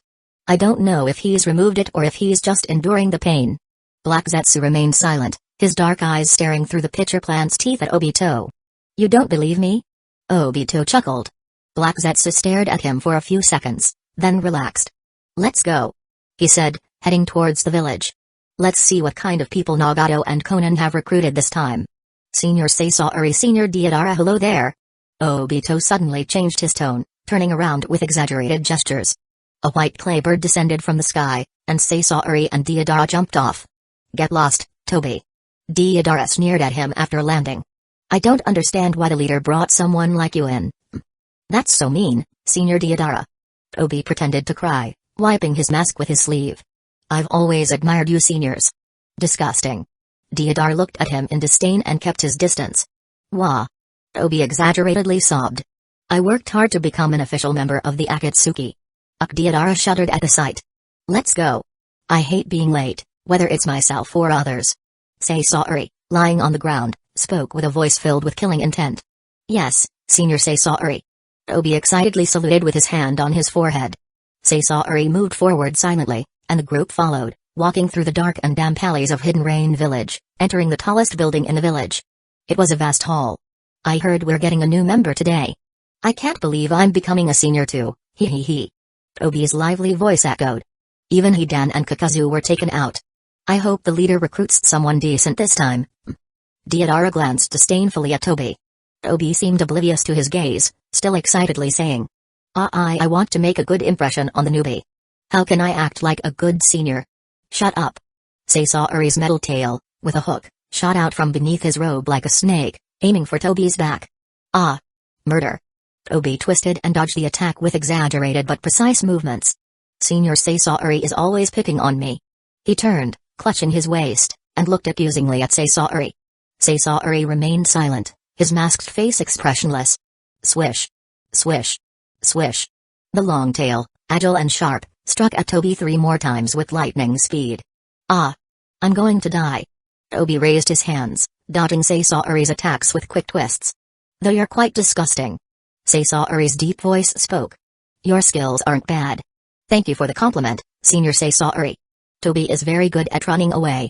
Toby clasped his hands together, blushing under his mask, swaying his hips. Deidara, watching with a pale face, remarked. In a way, Toby is quite terrifying. At that moment, footsteps echoed, and Itachi Uchiha and Kisame Hoshigaki entered from outside. So, everyone is here?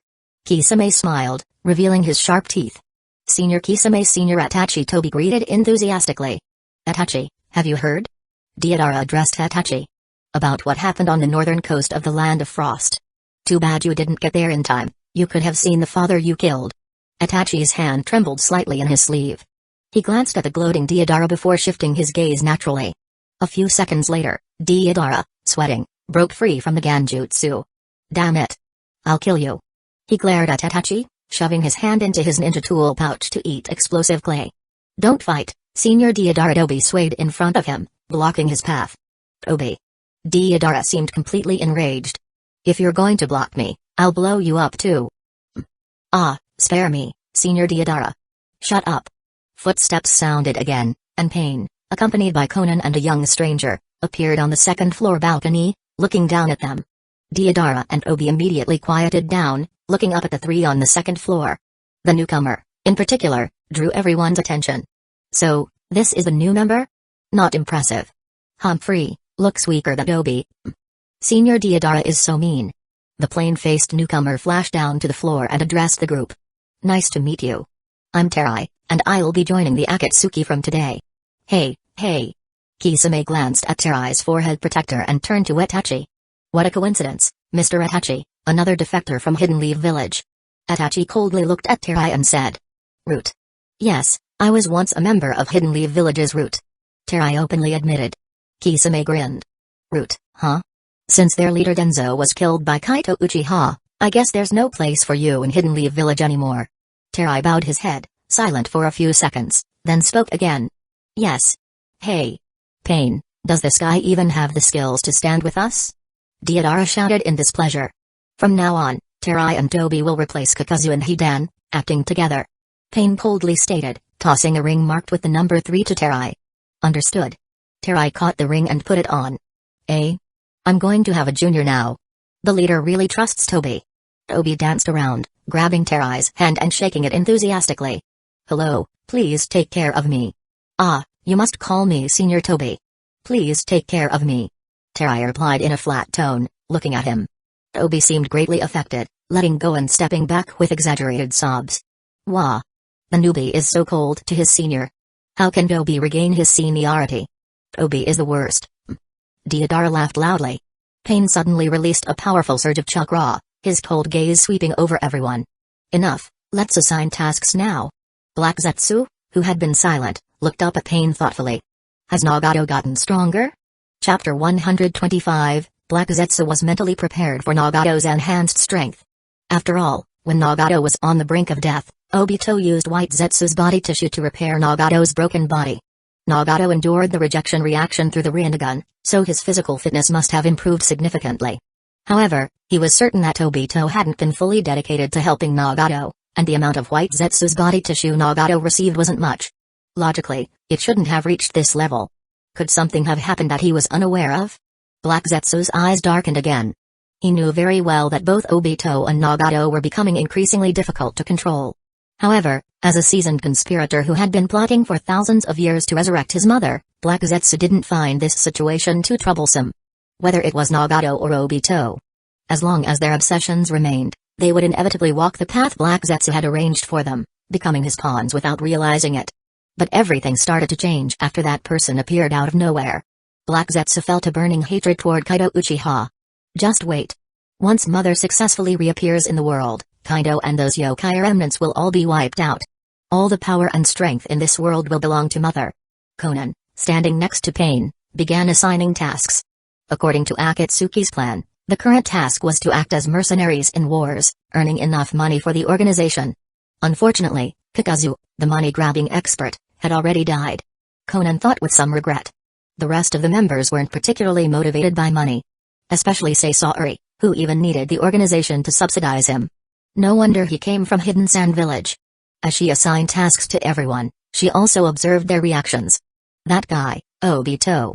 It's amazing how he can shamelessly act so ungracefully. So shameless. And he dares to call himself Madara Uchiha. Why hasn't Madara Uchiha been angered back to life by this despicable person? Her gaze remained locked on the theatrically performing Obito, wanting to see who in Akatsuki would be swayed by him.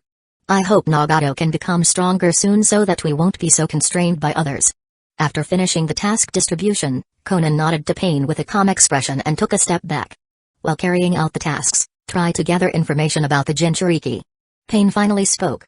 Once we complete the current objectives, we'll begin capturing the tailed beasts and start the final war. Deidara raised his head proudly again. Let's start sooner. These tasks are too boring now, yeah. Deidara-senpai. Tobi covered his mouth with his hand, lowering his voice, though still loud enough for everyone to hear. The tailed beasts are terrifying, so maybe we should do some easier tasks first. Don't compare me to trash like you. Deidara glared at him. I was just being considerate. Tobi looked aggrieved. Idiot. You'd better worry about yourself. Yeah. Deidara shouted angrily. Is Deidara-senpai concerned about me? How nice. Tobi started squirming again. Shut up. Deidara's face turned pale. Deidara-senpai is so heartless enough. Sasori's tail shot out again, piercing through Tobi's chest. Scorpion-san? Deidara blinked. Did you take care of that annoying guy? Humphrey. Sasori snorted coldly, retracting his tail. So lucky. Not a scratch. Tobi was still bouncing around, with his clothes completely intact. What's going on? Deidara was a little surprised. His body dematerialized. Sasori's voice had a hint of excitement. It's a space-time ninjutsu. How rare. His tail swayed restlessly. Make sure you don't die where I can't find you, Tobi. Wow. Sasori-senpai cares about me too? Tobi approached him again. That's right. Sasori confirmed. Sniff sniff. I'm so touched. Tobi started wiping his tears. Deidara looked at Sasori in disbelief. Sasori-san. Don't misunderstand. Sasori spoke again. I'm just worried about your body. Sniff sniff. Sasori-senpai really cares about me. Tobi wept like a storm.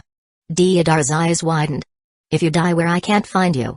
Sasori's tail pierced through Tobi's body again. Wouldn't it waste a good piece of material? Tobi was stunned, his entire body turning colorless. How could this happen? Ha ha ha ha ha ha ha. Deidara laughed happily again. Deidara too.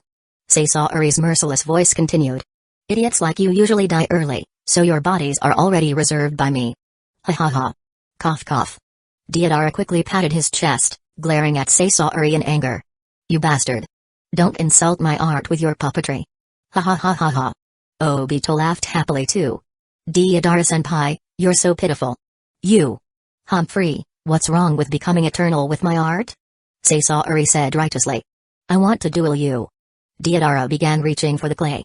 The others watched silently, interested in the commotion. Enough. Pain's oppressive gaze swept over them again. Start your tasks as soon as possible. After speaking, he and Conan disappeared into the shadows of the building. Hey. Are you guys going to fight or not? Kisame asked Deidara and Sasori. If not, we're leaving. Humphrey. Sasori ignored him and walked straight towards the exit. Damn it. Don't think you can watch a good show. Deidara glared at Kisame and followed Sasori. How boring. Kisame said helplessly. Let's go to Itachi-san. Itachi nodded, and the two quickly left the hall. Zetsu had already vanished without a sound. The hall was left with only Tobi and Terai. I've seen you before. Terai looked at Tobi with a complex expression. When? Did you admire me from the start? Tobi danced with joy. Terai spoke in a slightly uncomfortable tone. You've met with Denzo-sama, haven't you? Tobi quieted down, and the Sharingan under his mask emitted a sharp gaze. I see. His voice deepened. You're one of Denzo's trusted men. No wonder you have no place in Hidden Leaf Village anymore. Terai's expression darkened, filled with deep hatred. Denzo-sama worked tirelessly for Hidden Leaf Village, but the fifth Hokage, because of Kaido, allowed those ignorant people to slander Denzo-sama. Obito sneered. So, you want revenge on Hidden Leaf Village? I've lost my faith. Terai said coldly. It doesn't matter anymore, I just want to clear Denzo-sama's name. Chapter 126, Mount Hama. As Kaido and his companions passed through the dark, winding canyon and arrived beneath the castle tower, they heard Yurai's voice from above. Little Kaido. Kaido looked up to see the girl in colorful clothes gracefully descending from the high tower. Welcome back. Her gentle voice whispered in his ear as Yurai wrapped her arms around his neck. I'm back. Kaito naturally placed one arm around her waist and gently patted her back with the other. We're heading back first, Izuna said, flashing through the gate. Chiri covered her mouth with a smile and also disappeared from the spot. Standing behind Kaito, Gear observed with bright eyes and exclaimed. Lady Yuri was really anxious, hee hee. Asami weakly added. Lady Yuri is happy to see Lord Kaito. I know. Even the other yokai guarding the tower jumped down. Lady Yuri has been waiting at the tower for 3 days. That's what you call looking forward to it. Kaito felt Yuri's body stiffen for a moment before she buried her face in his chest. What's wrong? He stroked her smooth hair. Yuri pressed her forehead against his shoulder and shook her head gently. The yokai continued their enthusiastic discussion. Do you need to hug for so long when welcoming someone home? My mom doesn't hug me when I come home. That's because you come home every day. Lord Kaito hasn't returned in a year. Oh. So, if they haven't seen each other for 100 years, would they hug for a long time? Probably. Lady Yuri and Lord Kaito are such a perfect match. Yes, even though there's a big age difference, it doesn't matter. Yuri, leaning on Kaito's shoulder, slightly raised her head, glaring at Gyur with a menacing look. Gyur shivered, almost reverting to his original form. Did I say something wrong? Yuri didn't speak but continued to glare at him fiercely. The other little yokai were still cluelessly discussing. What does age matter? We're yokai, even if Lady Yuri is much older than Lord Kaito, it doesn't matter. Yeah, yokai and humans are different. It was as if Yuri had been struck by invisible arrows. Her hands weakened as she released Kaito and swayed slightly. What's wrong? Kaito quickly held her waist. I'm fine. Yuri looked up with a forced smile. Kaito, you should go back first. I have some things to take care of here. What is it? Can I help? Kaito smiled at her. Yuri brushed a strand of hair behind her ear. No need, Kaito. You must be tired from the journey. Go take a nice hot bath. It's fine. My real body is already taking a bath. Kaito grinned smugly. I couldn't stand not being able to clean up properly for days. Oh? Yuri lowered her head, her long hair covering her face. What are you talking about? I said, my real body is already home. Kaito smiled brightly. Don't worry, Yuri. Uki. Pa. Kaito. Yuri tightly gripped Kaito's arms. Dark energy surged from Yuri's body as she slightly lifted her head, revealing crimson eyes among her hair. Snap. A flash of blue light passed, and Yuri was left holding a torn paper figure. What's wrong with Lady Yuri? So scary, so scary, so scary. And you all. Yuri's terrifying aura enveloped the group of trembling little yokai. How bold of you. What's wrong? Gyur tried to stand tall, hands on his hips. I'm Kaito's best friend. Uchiha residence, Mount Hamakaito was leisurely soaking in the bath. What happened? Sensing the disappearance of his clone, he felt puzzled. Did Yuri get angry? Why? He stood up, changed into a clean bathrobe, and walked to the courtyard. The sound of clashing swords filled the air as Izuna sparred with Sasuke. Chiri, sitting on the porch, smiled as she watched. Hearing footsteps, she turned her head in surprise. Kaito, why are you here? Kaito sat down beside her. I wanted to take a bath, so I came back first. Chiri blinked, struggling to speak. Then, at the gate? That was a clone. Kaito dried his hair with a towel. It's all the same anyway. You. Chiri looked at Kaito with new eyes, then covered her face. Really? I feel sorry for Yuri. Hearing Kaito's response, Izuna, who was fighting, couldn't help but stumble. But Sasuke continued his attacks smoothly. I'm done. Izuna swiftly ended the fight and flashed to Kaito's side, knocking on his head. Idiot. Go apologize to Yuri. Huh? Why? Kaito rubbed his head, feeling wronged. Uncle. Sasuke walked over. Sasuke. Kaito waved. Let me see how your training is going. Listen properly, idiot. Izuna angrily knocked on Kaito's head again. Kaito looked at Izuna, confused. What's going on? Did I do something that needs apologizing? Sasuke also sat down, looking at Izuna with the same puzzled expression. What absolute idiots. Izuna felt helpless. Kaito. Chiri spoke up with a renewed spirit. You must apologize. Huh? Kaito and Sasuke turned to her simultaneously. I understand that, for you, using a clone is the same as doing something yourself, with no difference between the two. Chiri explained softly. Kaito nodded repeatedly. But when Yuri personally went to greet you, you must respond with your real self. Chiri urged. Imagine, if you personally went to greet someone and they only sent a clone, how would you feel? Is that so? Kaito scratched his head, troubled. If it were me, I wouldn't mind such a thing. Sasuke had a what a hassle expression on his face. In any case, Chiri felt at a loss for words, giving Kaido a firm push. Yuri must be really angry now. Go apologize quickly. Alright, since you all say so. Kaito reluctantly stood up. I'll go apologize then. As his figure disappeared around the hallway corner, Chiri covered her face again. That child must have spent too little time interacting with humans. She seemed a bit remorseful. I didn't teach him well in this area. Granny Chiri. Sasuke spoke. Does Uncle have a problem? Why does he need to apologize? Could this be a hereditary condition? Chiri and Izuna stared at Sasuke with newfound curiosity. Chapter 127, When Kaido arrived at the city gate, Yuri was no longer there. Only a few small demons huddled together, crying miserably. They kept muttering. So scary, so scary, so scary. What happened? Kaito walked over and asked. Where's Yuri? Eek. Hearing Yuri's name, the little demons immediately shuddered and trembled all over. Gyur, what's going on? Kaito, with sharp eyes, spotted Gyur hiding at the back and pulled him out. PFFT. Ha ha ha. He looked at Gyur's bald head in amazement, clutching his stomach and laughing uncontrollably. Ha ha ha. You've turned into a vulture. Gyur quickly covered his head with his hands, looking at Kaido with a resentful expression. After finally stopping his laughter, Kaido asked again. What happened? Did you guys get into a fight? Gyur was stunned and didn't speak, still haunted by Yuri's terrifying face shrouded in black energy. The devil's whispers still echoed in his ears. Don't tell Kaido, or I'll pluck all your feathers. He shook his head, trying to clear his thoughts. Not a fight? Then who bullied you? Kaido asked urgently, seeing Gyur shake his head. Gyur quickly nodded. Someone really bullied you? Kaido frowned. No. No one. Gyur quickly denied. Who would dare bully me? Ha ha ha. Alright then. Kaido felt that Gyur was acting strange, but didn't delve further because he had more important things to do. Do you know where Yuri went? No. No idea. Gyur shook his head frantically. Okay. Kaito turned around. I'll go check her house. Yuri's residence was near the forest where Mao lived, amidst a lush sea of flowers. Kaito stood outside the dense flower field, watching the fluttering butterflies. Lady Yuri, are you there? He called out, but there was no response. Not here? He turned to leave and search elsewhere, but stopped. Yuri is very angry. Chiri seemed to have said that. Since she's angry, she might not want to talk. Kaido turned back, tapped his toes, and leaped into the air.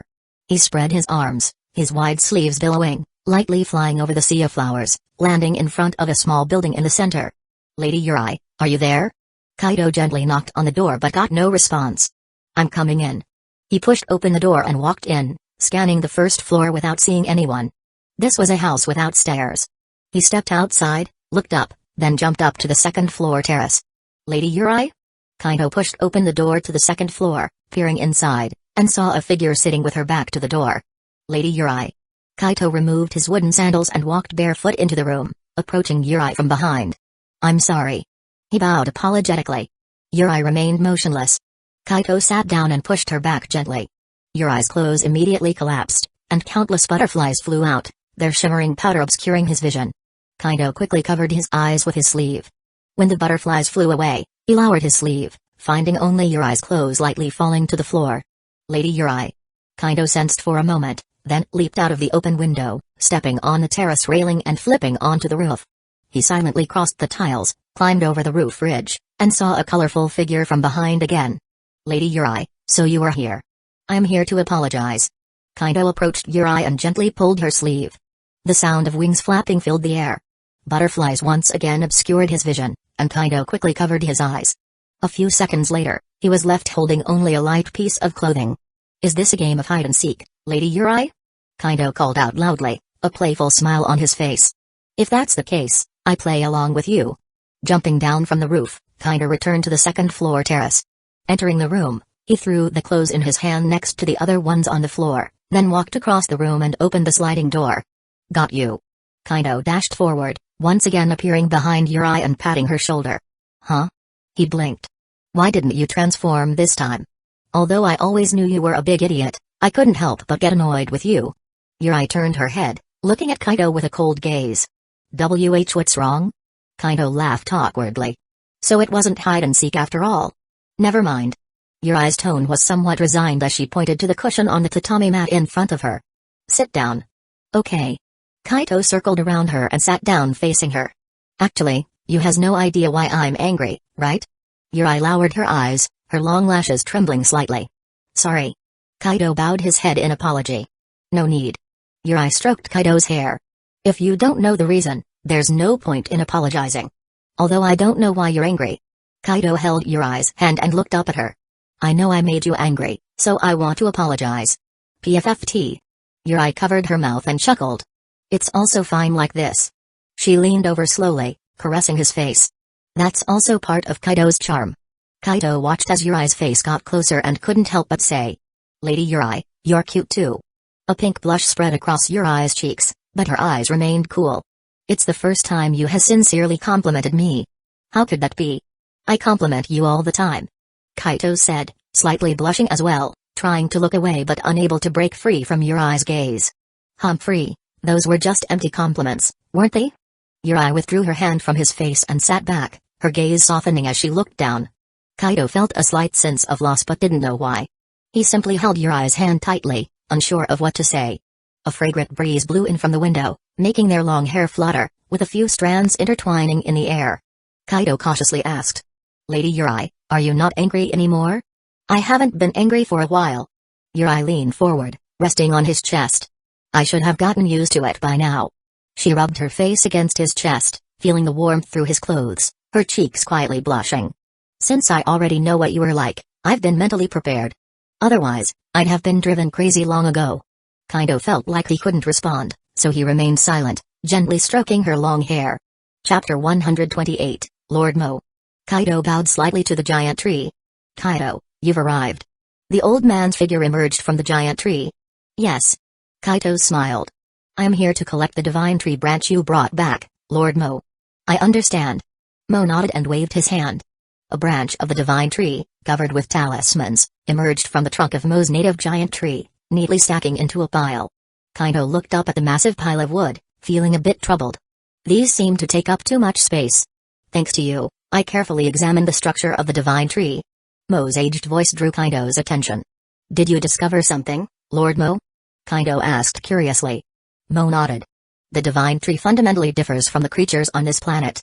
It is neither an animal nor plant and may even be an artificial life form. Kaito's expression turned serious at these words. If such a creature was created by the Otsutsuki clan, we can't overestimate the mysterious Otsutsuki clan enough. The legendary gods are probably nothing more. Mo's tone was heavy, and the lines on his face seemed to deepen. He looked up, seemingly gazing through the overlapping leaves toward the sky. Just Kaguya Otsutsuki and her partner have influenced us for 1,000 years. If we face her clan, this planet is still too fragile. Kaito was silent for a moment, then smiled. It's just about doing our best and leaving the rest to fate. He said with a carefree tone. No matter what, we must keep struggling. He touched the divine tree branch and continued. Let's deal with Kaguya first, then see if the Otsutsuki clan will send others. That's all we can do. Mo also looked at the branches. I'll continue to research and see if we can find a weakness in this creature. He reminisced. Actually, when Kaguya and her partner first descended, they weren't as terrifying as they later became. It wasn't until Kaguya consumed the fruit that she gained the power to break the underworld. This was all orchestrated by Seimai. Kaito's expression was complex. But he also understood that Seimai's choice was actually the right one. He used the power of Renryaku's sacrifice to lure Kaguya into consuming the fruit alone, severing her ties with the Otsutsuki clan. And behind the Hagoromo brothers' sealing of their mother, it's hard to say if this lord had a hand in it. He sacrificed countless people but also bought a planet 1,000 years of respite. I'll study this carefully too. Kaito said. The Otsutsuki clan extracts the planet's energy for their use through the divine tree. Judging by their actions, this creature is definitely not the only one. I'm glad you understand. Mo said. In the face of the potential threat from the Otsutsuki clan, relying on just us won't work. All the forces on the planet must come together. That's why I so easily let those ninjas who offended me go. Kaito said somewhat helplessly. The traditions inherited by ninjas over many years are not easily changed. They are used to serving their own masters. Even if I tell them the true history, most will express doubt. So, I planned a grand stage. His expression was somewhat cold. To put Kaguya Otsutsuki in front of everyone. If the plan goes well, with the final act of Kaguya Otsutsuki, the true history can finally be faced by all. He continued. After all, I don't want to be a forgotten hero. Mo suddenly laughed. He said, Kaido, you are a genius rarely seen in 1,000 years. We will always support you, even if you want to become the emperor. Emperor? Kaido shook his head. He didn't want to be an emperor. Ruling the world, worrying about this and that, what's the fun in that? Is it better than the current him? I will rebuild the underworld and take the position of Lord of the Underworld through the legacy of King Enma. In the secret room of the Uchiha residence on Nama, Kaito said firmly. The deceased Uchiha will become prison guards, and the living Uchiha will become clergy, completely surpassing ninjas. Izuna clearly knew about Kaito's plan long ago. He only smiled at his words. The clergy do not participate in politics, their status is above all. By then, even the nobles must be respectful. Chiri continued to smile gently, encouragingly saying, I believe in you, Kaito. Thank you, Chiri-senpai. Kaito said. Rebuilding the underworld will rely heavily on your unique Mangekyo Sharingan. I will do my best. Chiri nodded. At this moment, Sasuke, who had been brought into the secret room to listen in, was wide-eyed, stunned by what he heard. He looked at Kaito in amazement. As expected, his ambitions couldn't match his uncle's. Are ambition and strength proportional? Then I should set an even more dazzling goal. Sasuke's eyes sparkled as he fell into deep thought. Kaito laughed. Finally, I hope that when Sasuke grows up and gets married, he can have many children. Huh? Sasuke snapped out of his thoughts, hearing his name. Married? Children? What's that? Those girls are so annoying. Isn't training fun? Isn't fighting exciting? I don't want to. He blushed, loudly refusing. Kaito looked at him with a smile. Sasuke, don't you want to restore the glory of the Uchiha clan? Sasuke said, embarrassed. What does that have to do with getting married? Only if you have many children can the Uchiha clan flourish. Izuna patted his head. Chiri smiled and nodded. Why not have uncle have kids? After all, isn't he already with that woman Yuri? Sasuke pointed angrily at Kaito. I can't. Kaito sighed dramatically. It's hard for humans and yokai to produce offspring. Humphrey. Sasuke continued to shift the responsibility. Then you should marry more women. Kaito swiftly opened his fan to cover half his face. No way, I'm just that kind of loyal man. He swiftly closed the fan, then placed both hands on Sasuke's shoulders. But since Sasuke suggested it, you shouldn't mind marrying a few more girls in the future. He looked at Sasuke with hopeful eyes. Sasuke, I'll leave the great mission of reviving the Uchiha clan to you. Humphrey. Sasuke, embarrassed and angry, shrugged off Kaito's hands and turned his head away from the three adults. After a few seconds, he suddenly turned back with a surprised expression and said, Isn't there still Itachi? Let him have kids instead. Chapter 129, Listening to Sasuke's suggestion, Kaito shook his head. Even if Itachi's deteriorating body can still produce children. He looked seriously at Sasuke. How can his offspring live peacefully with yours, given that he is the one who killed our clan? What does it matter? Sasuke seemed confused. That was all Itachi's fault. The children are innocent. We can't treat innocent children equally. Kaito affirmed. But what about when we're no longer around? What do you mean? Sasuke still didn't understand.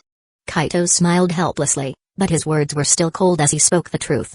Even if you were young at the time, you should know that when there are more clan members, conflicts arise. Even within the same clan, factions form. Your descendants and Itachi's would inevitably oppose each other for various reasons. Seeing the wavering expression on Sasuke's face, he continued. Itachi's actions cannot be hidden. To the Uchiha clan, his descendants are born with original sin and cannot establish themselves within the clan. Sasuke's expression completely darkened. He lowered his head, his body trembling slightly, and said with a choke. Then, as Itachi's brother, am I also carrying original sin? In the eyes of the world, the relationship between brothers and the relationship between father and son is different. Izuna said coldly. Only children inherit everything from their father, not brothers. Father. Sasuke said softly. My father didn't resist, he was also a failed clan leader, and that's why I proposed Kaito as the new clan leader. Izuna didn't console him. Your father may have failed, but compared to Itachi, who personally killed our clan members, he was just a bit confused. Itachi. Sasuke clenched his fists. What should I do? Haven't you already decided? Kaito said. Since I've given you the authority to deal with Itachi, you should do what you think is right. I don't know. Sasuke's tone was somewhat dazed. Originally decided, his thoughts wavered again. Should he kill Itachi to avenge his parents and clan? Knowing everything now, he wasn't sure if he could bring himself to kill that man. But letting Itachi go was impossible, his heart still hated him. He didn't want to forgive him, nor did he want him to have an easy time. Don't worry, Sasuke. Chiri sighed, hugging Sasuke and patting his head. We've just told you everything, you can take your time to think about how to decide. You'll find the answer eventually. Okay. After a while, Sasuke responded in a muffled voice. Kaido laughed. Such a spoiled child, little Sasuke. No, I'm not. Sasuke's face turned completely red, burying himself in Chiri's embrace like an ostrich. Alright, you're not. Kaido stood up, comforting. As Chiri-senpai said, we won't force you to make a choice, you still have time. As he walked towards the secret room's door, he said. At least until you awaken the Mangekyo Sharingan, I won't let you leave. Don't think too much.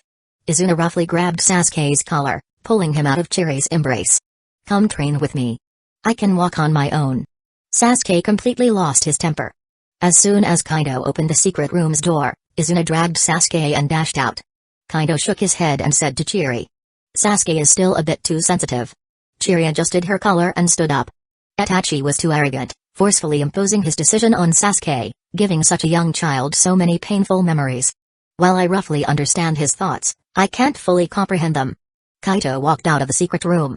I can't understand Fugaku's thoughts either. Chiri followed him, closing the door behind her. Humans can't fully understand each other. She said softly. What's already happened doesn't need much thought. Kaido casually pulled out a talisman and pasted it on the door. A faint blue light flashed, and the wooden door turned into a stone wall. True. But if it were me, given the strength of the Uchiha clan at the time, even if we couldn't completely rival Hidden Leaf Village, we had enough leverage to negotiate. He sneered and continued. Itachi feared that the Uchiha clan and Hidden Leaf Village would mutually destroy each other. But weren't the Hidden Leaf Village leaders more afraid? That's why they urged Itachi to take action and counterbalance Fugaku. Chiri said. Itachi was still too young, but his decision was also influenced by Obito pretending to be Madara. Kaido shook his head. That's the price of ignorance. If one studies, they can understand who Madara Uchiha was. If that man wanted to destroy the Uchiha, he wouldn't hide his identity. He said with a complex tone. Although, according to Obito's memories, Madara did a lot of hidden things in his old age, he would never do so when facing the Uchiha. It seems you look down on both Itachi and Obito. Chiri smiled. But you seem to have a good impression of Madara? Yes, that's correct. Kaito said matter-of-factly. Though all three were fooled, I still admire Madara's early spirit. Too bad he didn't preserve his dignity in his later years. He sighed casually. As for Itachi and Obito, there's nothing about them that I find commendable. In front of Chiri, Kaito was always relaxed. Just like when he was a child, he spoke a lot. Obito is just an overly weak person, always running from reality and deceiving himself. Although I've marveled at his significant change, his nature hasn't really changed. He couldn't stop talking. His heart is still as fragile as a child's. Compared to Kakashi and that girl Rin, who are also Minato's students, his mental strength is far inferior. Itachi is a typical case of the consequences of pushing a child too hard. Taking a 4-year-old child to a brutal battlefield, I don't know what my foolish brother-in-law was thinking. Chiri also disagreed. Fugaku lacked prestige when he first became the clan leader and was too anxious. Kaito nodded vigorously. You remember, Chiri-senpai, I complained to you about this back then. Unfortunately, no one listened to my opinion at the time, and my sister always indulged Fugaku. His tone remained displeased. Although Itachi gained the title of a genius, he lost much more because of it. Why did you leave Itachi's fate in Sasuke's hands? Chiri asked. You already know the answer. Kaito smiled. Because I don't care. Besides, knowing my sister, Mikoto, she could accept Itachi dying at Sasuke's hands. If it were me, it would definitely leave a knot in her heart. The relationship between siblings, once the sister has a family, changes. Chiri patted Kaito's back. I can understand my sister Mikoto's thoughts. Kaito said. So regarding Itachi, I respect her wishes. Kaito stepped into the sunlight and stretched lazily. Thank you for listening to me ramble, Chiri-senpai. Chiri gently shook her head. You can talk to me about anything, just like when you were a child. Kaito smiled genuinely at that moment. Well then, I'm off to study the divine tree. Good luck. Chapter 130, Training Ground in Hidden Leaf Village. Kakashi-sensei. Sakura entered from outside the training area. Sakura, you're here. Kakashi said, pointing to the ground. Help heal this kid. Sakura. Naruto, bruised and battered, greeted her faintly from the ground. Don't talk. Sakura glared at him before kneeling down and extending her hands to begin performing a medical jutsu. As the green healing chakra illuminated Naruto's swollen face, Sakura asked, "Kakashi-sensei, are you training taijutsu?" "No." Kakashi replied. "I am helping him develop sealing techniques." "Sealing techniques?" Sakura asked skeptically. "Shouldn't you just learn sealing techniques by reading books?" Kakashi sighed. "Ah, do you really think Naruto can learn sealing techniques by reading books?" "Absolutely not." Sakura responded firmly. "MMPH. MMPH." Naruto protested with his mouth closed, making noises to express his dissatisfaction. "Stop making trouble." Sakura glared at him again. "I'm not wrong, you've never passed a written exam. But, Kakashi-sensei, aren't you being too unrealistic?" She continued. "Teaching Naruto to use sealing techniques?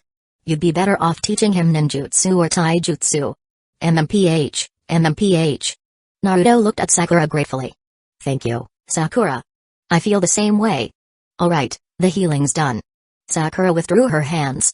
"Sakura, you're absolutely right." Naruto quickly got up and pointed at Kakashi. "Please help me convince Kakashi-sensei." "What's going on?" Sakura asked. "Kakashi-sensei has been beating me up and not even letting me fight back." Naruto started to complain. "He keeps talking about using some kind of power inside me to restrain him." He grabbed his hair with both hands and shouted. "I don't get it at all." Sakura looked at Kakashi with suspicion. "Can you really learn sealing techniques like this?" Kakashi raised a notebook. "Well, I'm following the notes left by Minato-sensei to train Naruto." "Oh, it's a method developed by Lord Fourth?" Sakura's expression changed immediately, and she smiled. "Then there should be no problem at all." She turned angrily to Naruto and said, "Naruto, start training right away. You must listen to Lord Fourth. Stop thinking about slacking off. Even Sakura's saying that." Naruto complained, annoyed. "Too many people idolize my dad." He then shouted, "When I become Hokage, I'll definitely be more popular than my dad." "That's impossible, Naruto," Sakura said with pity in her eyes. "Why? I will become Hokage," Naruto argued. "That's not the point, Naruto." Sakura waved her hand dismissively. "It's about your face and your demeanor. Come on." Naruto looked at Sakura with disdain. "Do you want to become my stepmom too? Idiot." Sakura's forehead bulged with anger, and she punched Naruto square inches the face. "Ah. I'm sorry." Naruto cried as he was sent flying. "God." Kakashi muttered, covering his face. "Go heal Naruto again, Sakura." "Got it."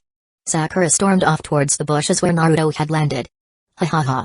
Minato's awkward laugh echoed as he suddenly appeared beside Kakashi, looking towards Sakura as she walked away.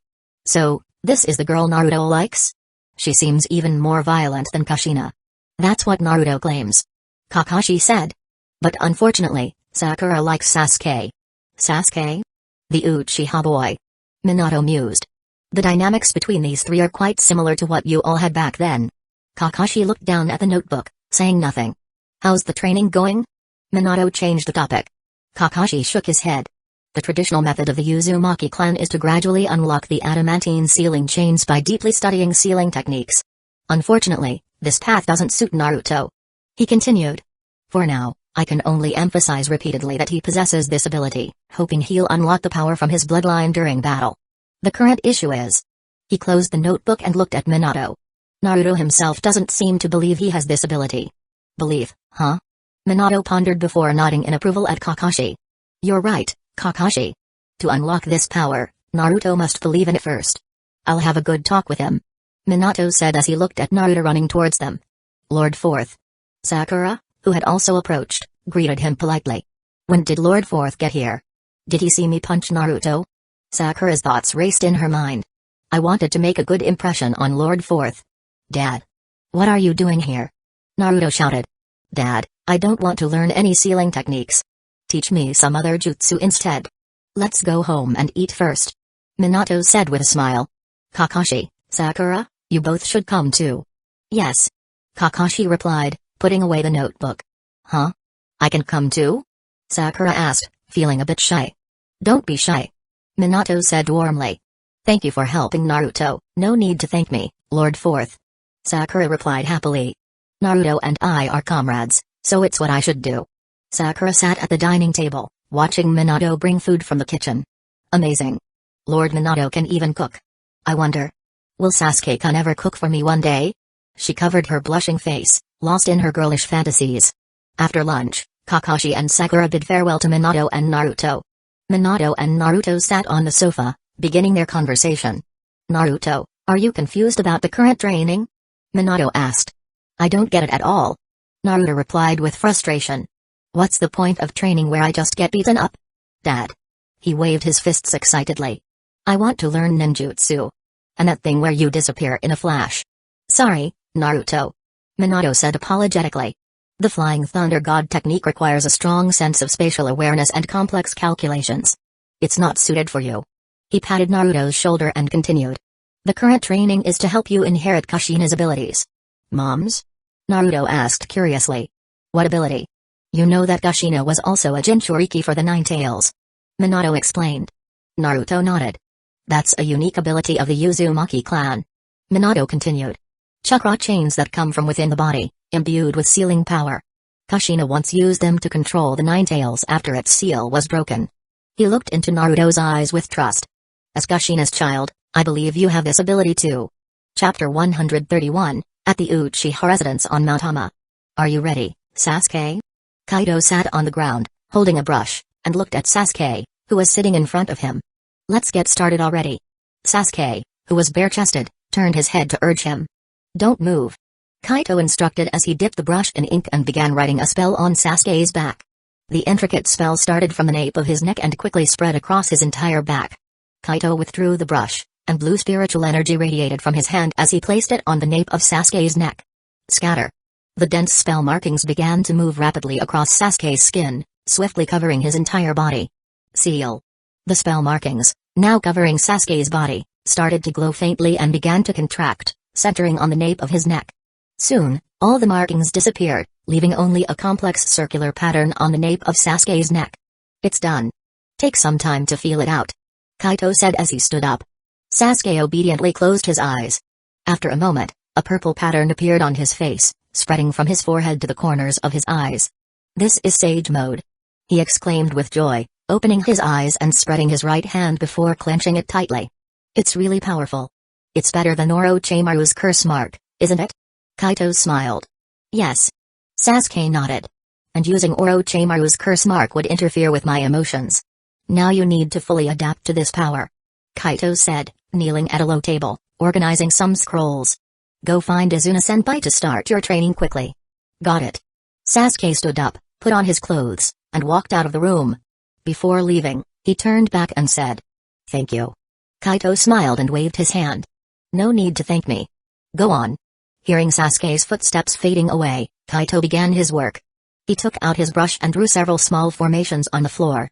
Then, he placed prepared small pieces of the divine tree's tissue at the center of each formation. As he made hand signs, the formations on the floor began to light up one by one. Kaido activated his Mangekyo Sharingan and carefully observed the changes in the divine tree's tissue within the different formations. After the light from the formations faded, he quickly turned around and hastily wrote down his experimental notes. At the tall tower of Hidden Rain Village. In a dim secret chamber, the new animal path knelt on one knee and placed a hand on the ground. Summoning jutsu. With a puff of white smoke, the new Preta path and human path appeared in front of the animal path. The human path was holding a white figure. Nagato, what is this? Conan, who was standing beside Nagato, asked. This is Obito's secret. Nagato said, looking at the white figure held by the human path. Last time, when I was on the brink of death, Obito thought I had lost consciousness, but I discovered something he was hiding. Pain, who was standing nearby, continued. These strange beings are the power behind Obito and Zetsu. To avoid alerting the enemy, we only managed to secretly capture one. The Preta path said. The human path added. Unfortunately, this body acts like a mere clone, functioning on instinct without a soul. Otherwise, we could have uncovered more of their secrets. No matter, we will find out in due time. The Azura path interjected. For now, let's address the issue of the body. The body? Nagato, what are you planning? Conan turned to Nagato. These creatures' bodies are made up of cells from wood style and are full of vitality. Nagato explained. I'm going to switch to a new body. Nagato. Conan said anxiously. This is too dangerous. You should be more cautious. And your eyes? She urged. What if the new body can't adapt to the Rinnegan? Don't worry. Nagato said resolutely. These beings seem to be cultivated from Hashirama cells. I possess the Uzumaki clan's bloodline, which is closely related to the Senju clan. That reasoning is too uncertain. Conan still opposed the idea. We can't remain under others' control forever. Nagato clutched his chest and looked at Conan with determination. It's all my fault for being so useless. Conan's hands trembled. If only I had died back then, if Yahiko were still here, he would have done much better than me. Stop it, Conan. Nagato said sternly. Yahiko sacrificed himself to save your life. Don't waste his feelings. I'm sorry, Nagato. Conan covered her face, tears streaming through her fingers. I'm sorry, I can't bear to lose you too. It's okay. Pain said calmly. Let's first convert this strange being's body into the Naraka path. Once this body has adapted to the Rinnegan, we'll transfer the soul into it. The human path added. Begin. Nagato ordered. Pain raised his hands, and several black rods flew out from his sleeves, piercing the white Zetsuclone's body. As Nagato's Rinnegan activated, the white Zetsuclone opened its eyes. Its eyes had already turned into the purple, ring-patterned eyes of the Rinnegan. A new Naraka path was born. The Naraka path stood up and closed its eyes again. Then, its skin changed from pure white to a flesh color, and its hair gradually turned orange. It's done. It cracked a smile. Chapter 132, Recently, due to Kaido, an archaeological craze has swept across the ninja world. The power that humans possessed before the birth of ninjas and chakra has piqued the curiosity of many. Ninjas from clans with heritage have started to comb through the various ancient texts left by their ancestors, attempting to find any relevant information. Some have even begun searching for ancient ruins or tombs. Of course, the most fanatical among them is none other than Orochimaru.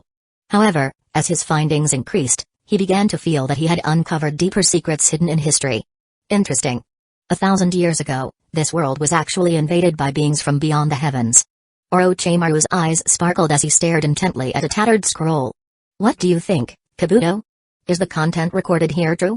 Kabuto respectfully replied. To verify that, we need more evidence, Lord Orochimaru. Ha ha ha. Orochimaru chuckled with delight. You're right. I need more ancient knowledge. Lord Orochimaru. Kabuto suggested, pushing up his glasses. Since this is about something that happened 1,000 years ago, perhaps the White Snake Sage is a living history. Orochimaru, somewhat displeased, replied. That old creature wouldn't be so kind as to share such things with me. I will notify our people to continue their efforts in searching for more ancient relics. Kabuto quickly changed the subject. Yes, it's a shame we still don't have more information about spiritual power. Orochimaru remarked regretfully. I'm really curious about that power. Are you certain that everything Kaito said is true? Kabuto asked, somewhat doubtful. Of course I believe it, Kabuto. Orochimaru laughed again. You didn't see it yourself. Kaido-kun possesses a power entirely different from chakra. Unfortunately, according to Kaido-kun, spiritual power is a naturally awakened force that conflicts with chakra. He licked his lips with his tongue. In today's chakra-filled world, perhaps the environment for spiritual power to be born no longer exists. Kaido-kun is truly fortunate to be born with such power. He mused. Kabuto, I'm going to Richie Cave. Orochimaru suddenly seemed impatient and disappeared from Kabuto's sight as soon as he said this. You've noticed it too, haven't you, Lord Orochimaru? Kabuto murmured to himself after being left behind. This world has begun to undergo strange changes. Perhaps that's why you're so eager. He pushed up his glasses again, the lenses flashing with a cold light. If we don't keep up with the pace of change, we may be completely defeated. Richie Cave. What are you here for, Orochimaru? Manda, coiled within the dark cave, opened its eyes. I want to see the White Snake Sage. Orochimaru stated. Humphrey, go by yourself then. Manda grumbled reluctantly. If you get eaten by other snakes along the way, it would only prove that you are too weak. Manda. Orochimaru's cold snake-like eyes met Manda's, his aura filled with killing intent like a blade. You know better than to repeatedly test my patience. Humphrey, get on. Manda lowered its raised head to the ground, and after Orochimaru jumped on, it sped off towards the depths of Richie Cave. After passing through dark, winding tunnels filled with all kinds of snakes, Manda brought Orochimaru to the outer area of the White Snake Sage's abode. This is as far as I can take you. Manda said before falling silent, laying on the ground. Orochimaru jumped down from Manda's head and walked towards the White Snake Sage's residence. Is there something you need, Orochimaru? The voice of the White Snake Sage echoed from the depths of the cave. I simply want to inquire about some matters with the White Snake Sage. Orochimaru replied with a smile. After a long silence, The white snake sage said. Come in.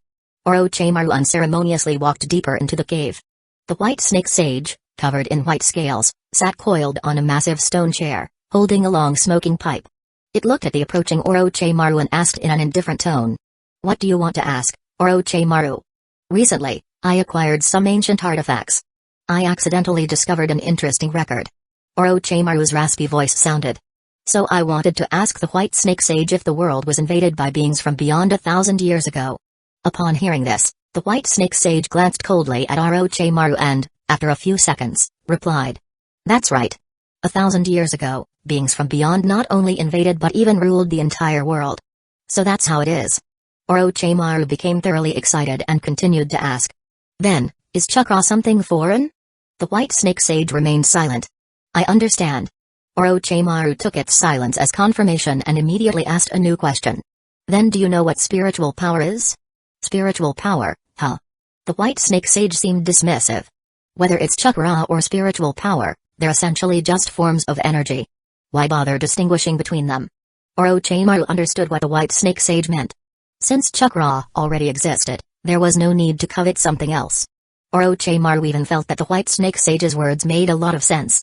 Although there may be qualitative differences between energies, quantity can often compensate for that, and the way energy is utilized can also close the gap.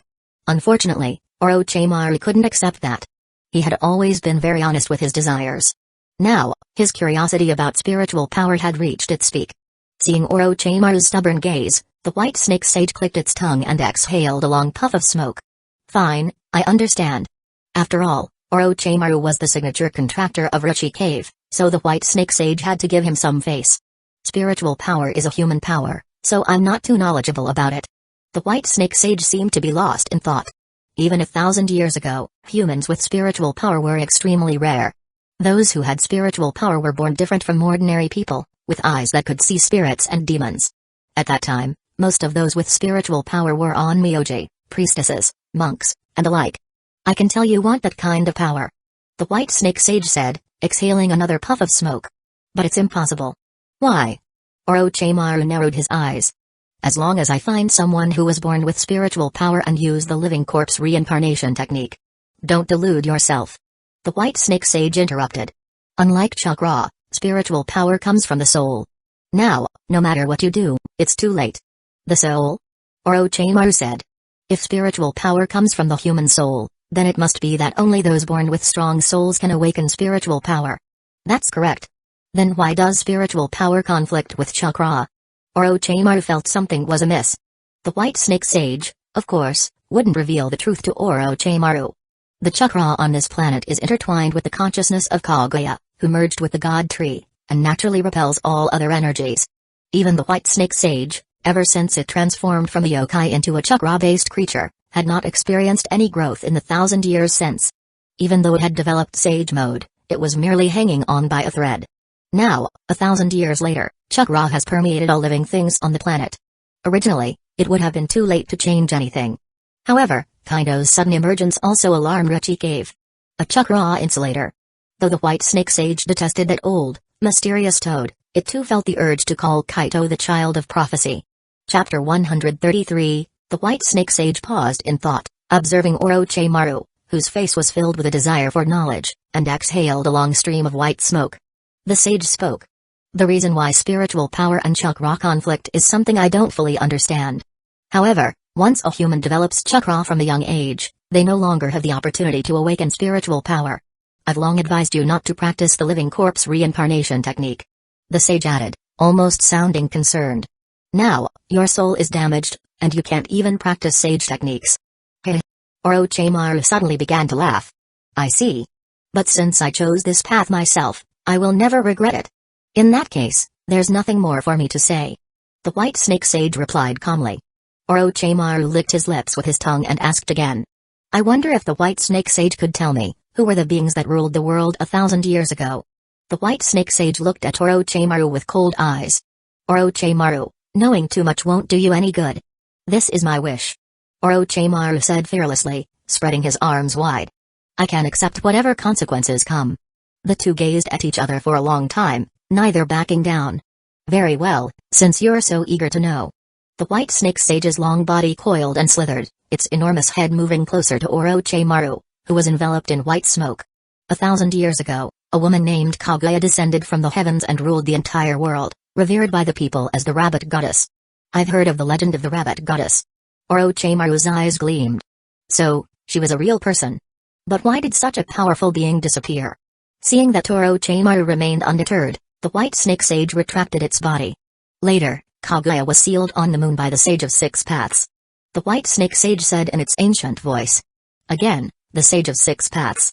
Orochimaru stepped forward, asking excitedly. Since chakra is an external energy, then where did the Sage of Six Paths, the founder of ninjutsu, come from?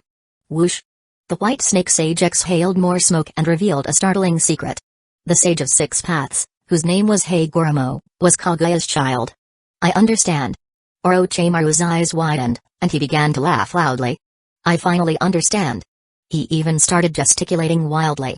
So that's how the bloodline limits passed down from the Sage of Six Paths came to be.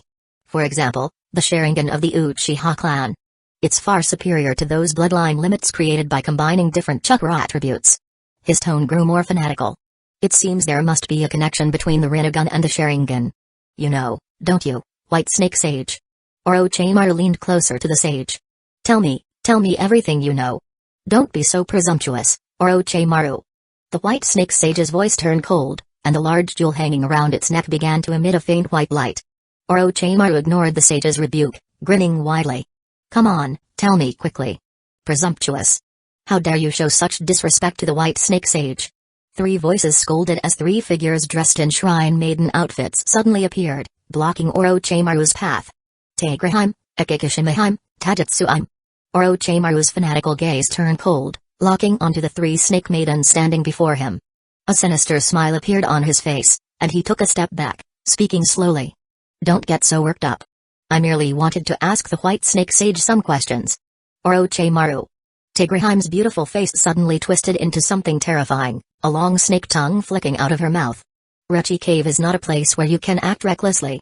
Ekikishimaheim's face also transformed into that of a snake as she spoke.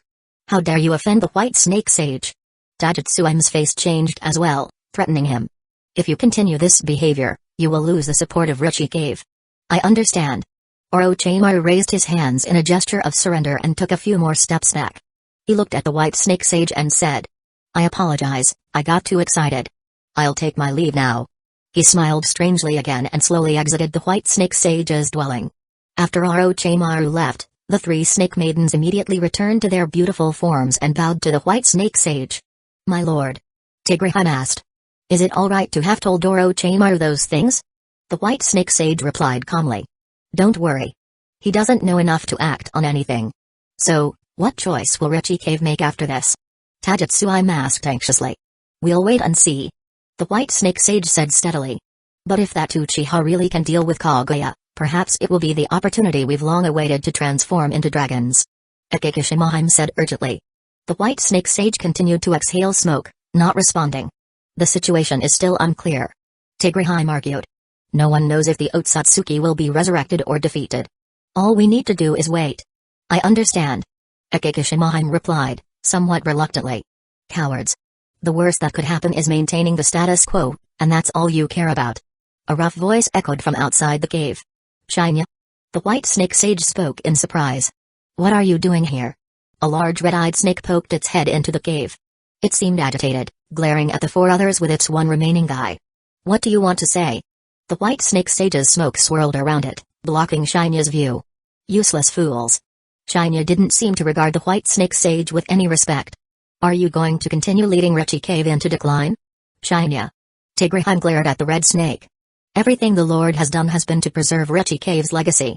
Shinya sneered, his cold gaze fixed on the smoke-shrouded white snake sage, and said with hatred.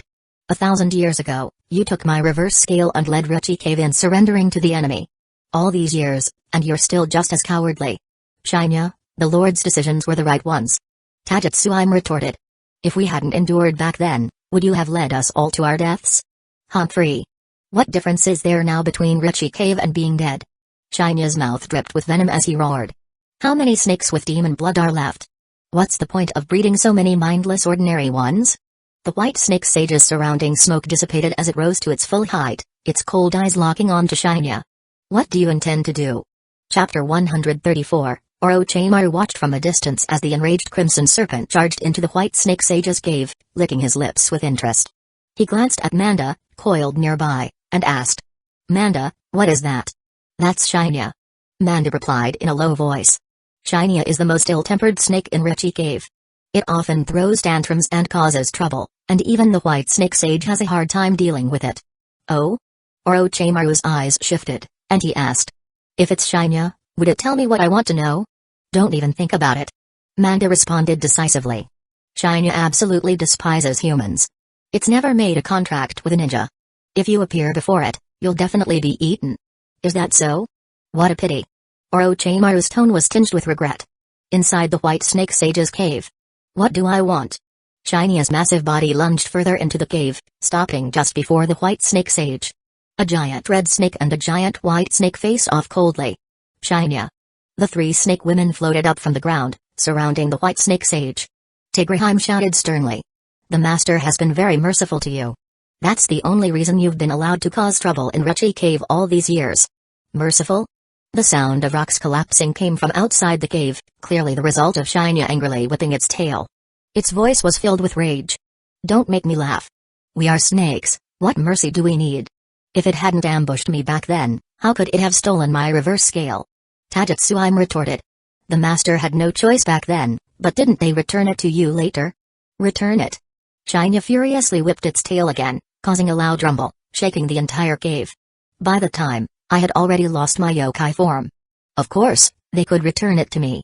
At least the master spared your life. Akikishimaheim argued. Enough. The white snake sage spoke calmly. Shinya, there's no need to dredge up old grudges. I have never regretted my actions. So why have you suddenly turned against us this time? Is it to gain an advantage over Kaito Uchiha? That's right. If Otsutsuki doesn't die, Richie Cave is bound to decline completely. Shinya seemed to have calmed down, its voice steady. You're getting old, aren't you? The time left for us is running out. Humphrey. The white snake sage exhaled a puff of smoke. Then, have you considered the consequences of failure? Shinya dismissed it casually. At worst, death. Do you think you have many years left to live? If we die, the legacy of Richie Cave will be completely severed. The white snake sage said flatly. If things continue like this, Richie Cave's legacy will eventually be lost anyway. Shinya asserted confidently. But Tigreheim interjected. If Kaido can defeat Kaguya on his own, we won't have to do anything to achieve our goal. Foolish. Shinya's single eye glared at her darkly. You think that way, and the toads and slugs think the same. Everyone wants something for nothing. But what if the war is almost won, and we do nothing? Won't you regret it afterward? But those toads will definitely hide away, why should we make an effort? Besides, they would benefit from our success. Taijutsuime said indignantly. Idiot. Shinya looked at her with disdain. If we succeed and they haven't contributed, they can forget about reaping any rewards. Not just us, but those yokai from Mount Tama won't let them off. Humphrey, we snakes have never had a good relationship with Mount Tama. Taijutsuime retorted, still unconvinced. How tiresome. Always calculating everything. You've spent so much time with humans that you're becoming more like them. Shinya said with great dissatisfaction. It then turned its gaze back to the white snake sage and said.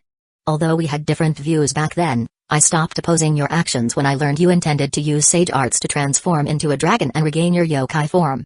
But now it seems your path is clearly a dead end. Its tone became aggressive. Even now, you still place your hopes on others. It's laughable. I understand. The white snake sage withdrew back to its seat, its tone softening. However, even if we act according to your wishes, we cannot afford to go all out. Do as you please. Shinya also exited the cave, its voice coming from outside. As long as you don't interfere with my actions when the time comes, that will be enough. Oh my, it's leaving. Orochimaru continued to observe from a distance. But, what exactly is the action it mentioned? He wondered aloud, clearly intrigued. Hey! Orochimaru. What are you planning? Manda asked, displeased. Manda knew Orochimaru's temperament well. If Orochimaru was curious about something, he would never give up easily. It could only issue a warning, if you're going to confront Shinya, go by yourself. Don't drag me into this. Are you afraid of it? Orochimaru turned to scrutinize Manda closely. Who's afraid of it? Manda said, a bit flustered. It's just too volatile. If we fight, Rochi Cave could be damaged. Is that so? Orochimaru shifted his gaze away, non-committal. Hey. What do you mean by that? Nothing. I'm heading back now. Orochimaru said, then dissolved into the ground, merging with the earth. Hey. Manda glared at the ground where Orochimaru had vanished. After a moment, it also turned and quickly slithered away. Master. After Shinya left, Tagrahime turned to the White Snake Sage. Please reconsider. Are we really going to fight Kaguya again? It's futile. That will only bring greater despair. Akikishimahime said gloomily. That person has already become a god.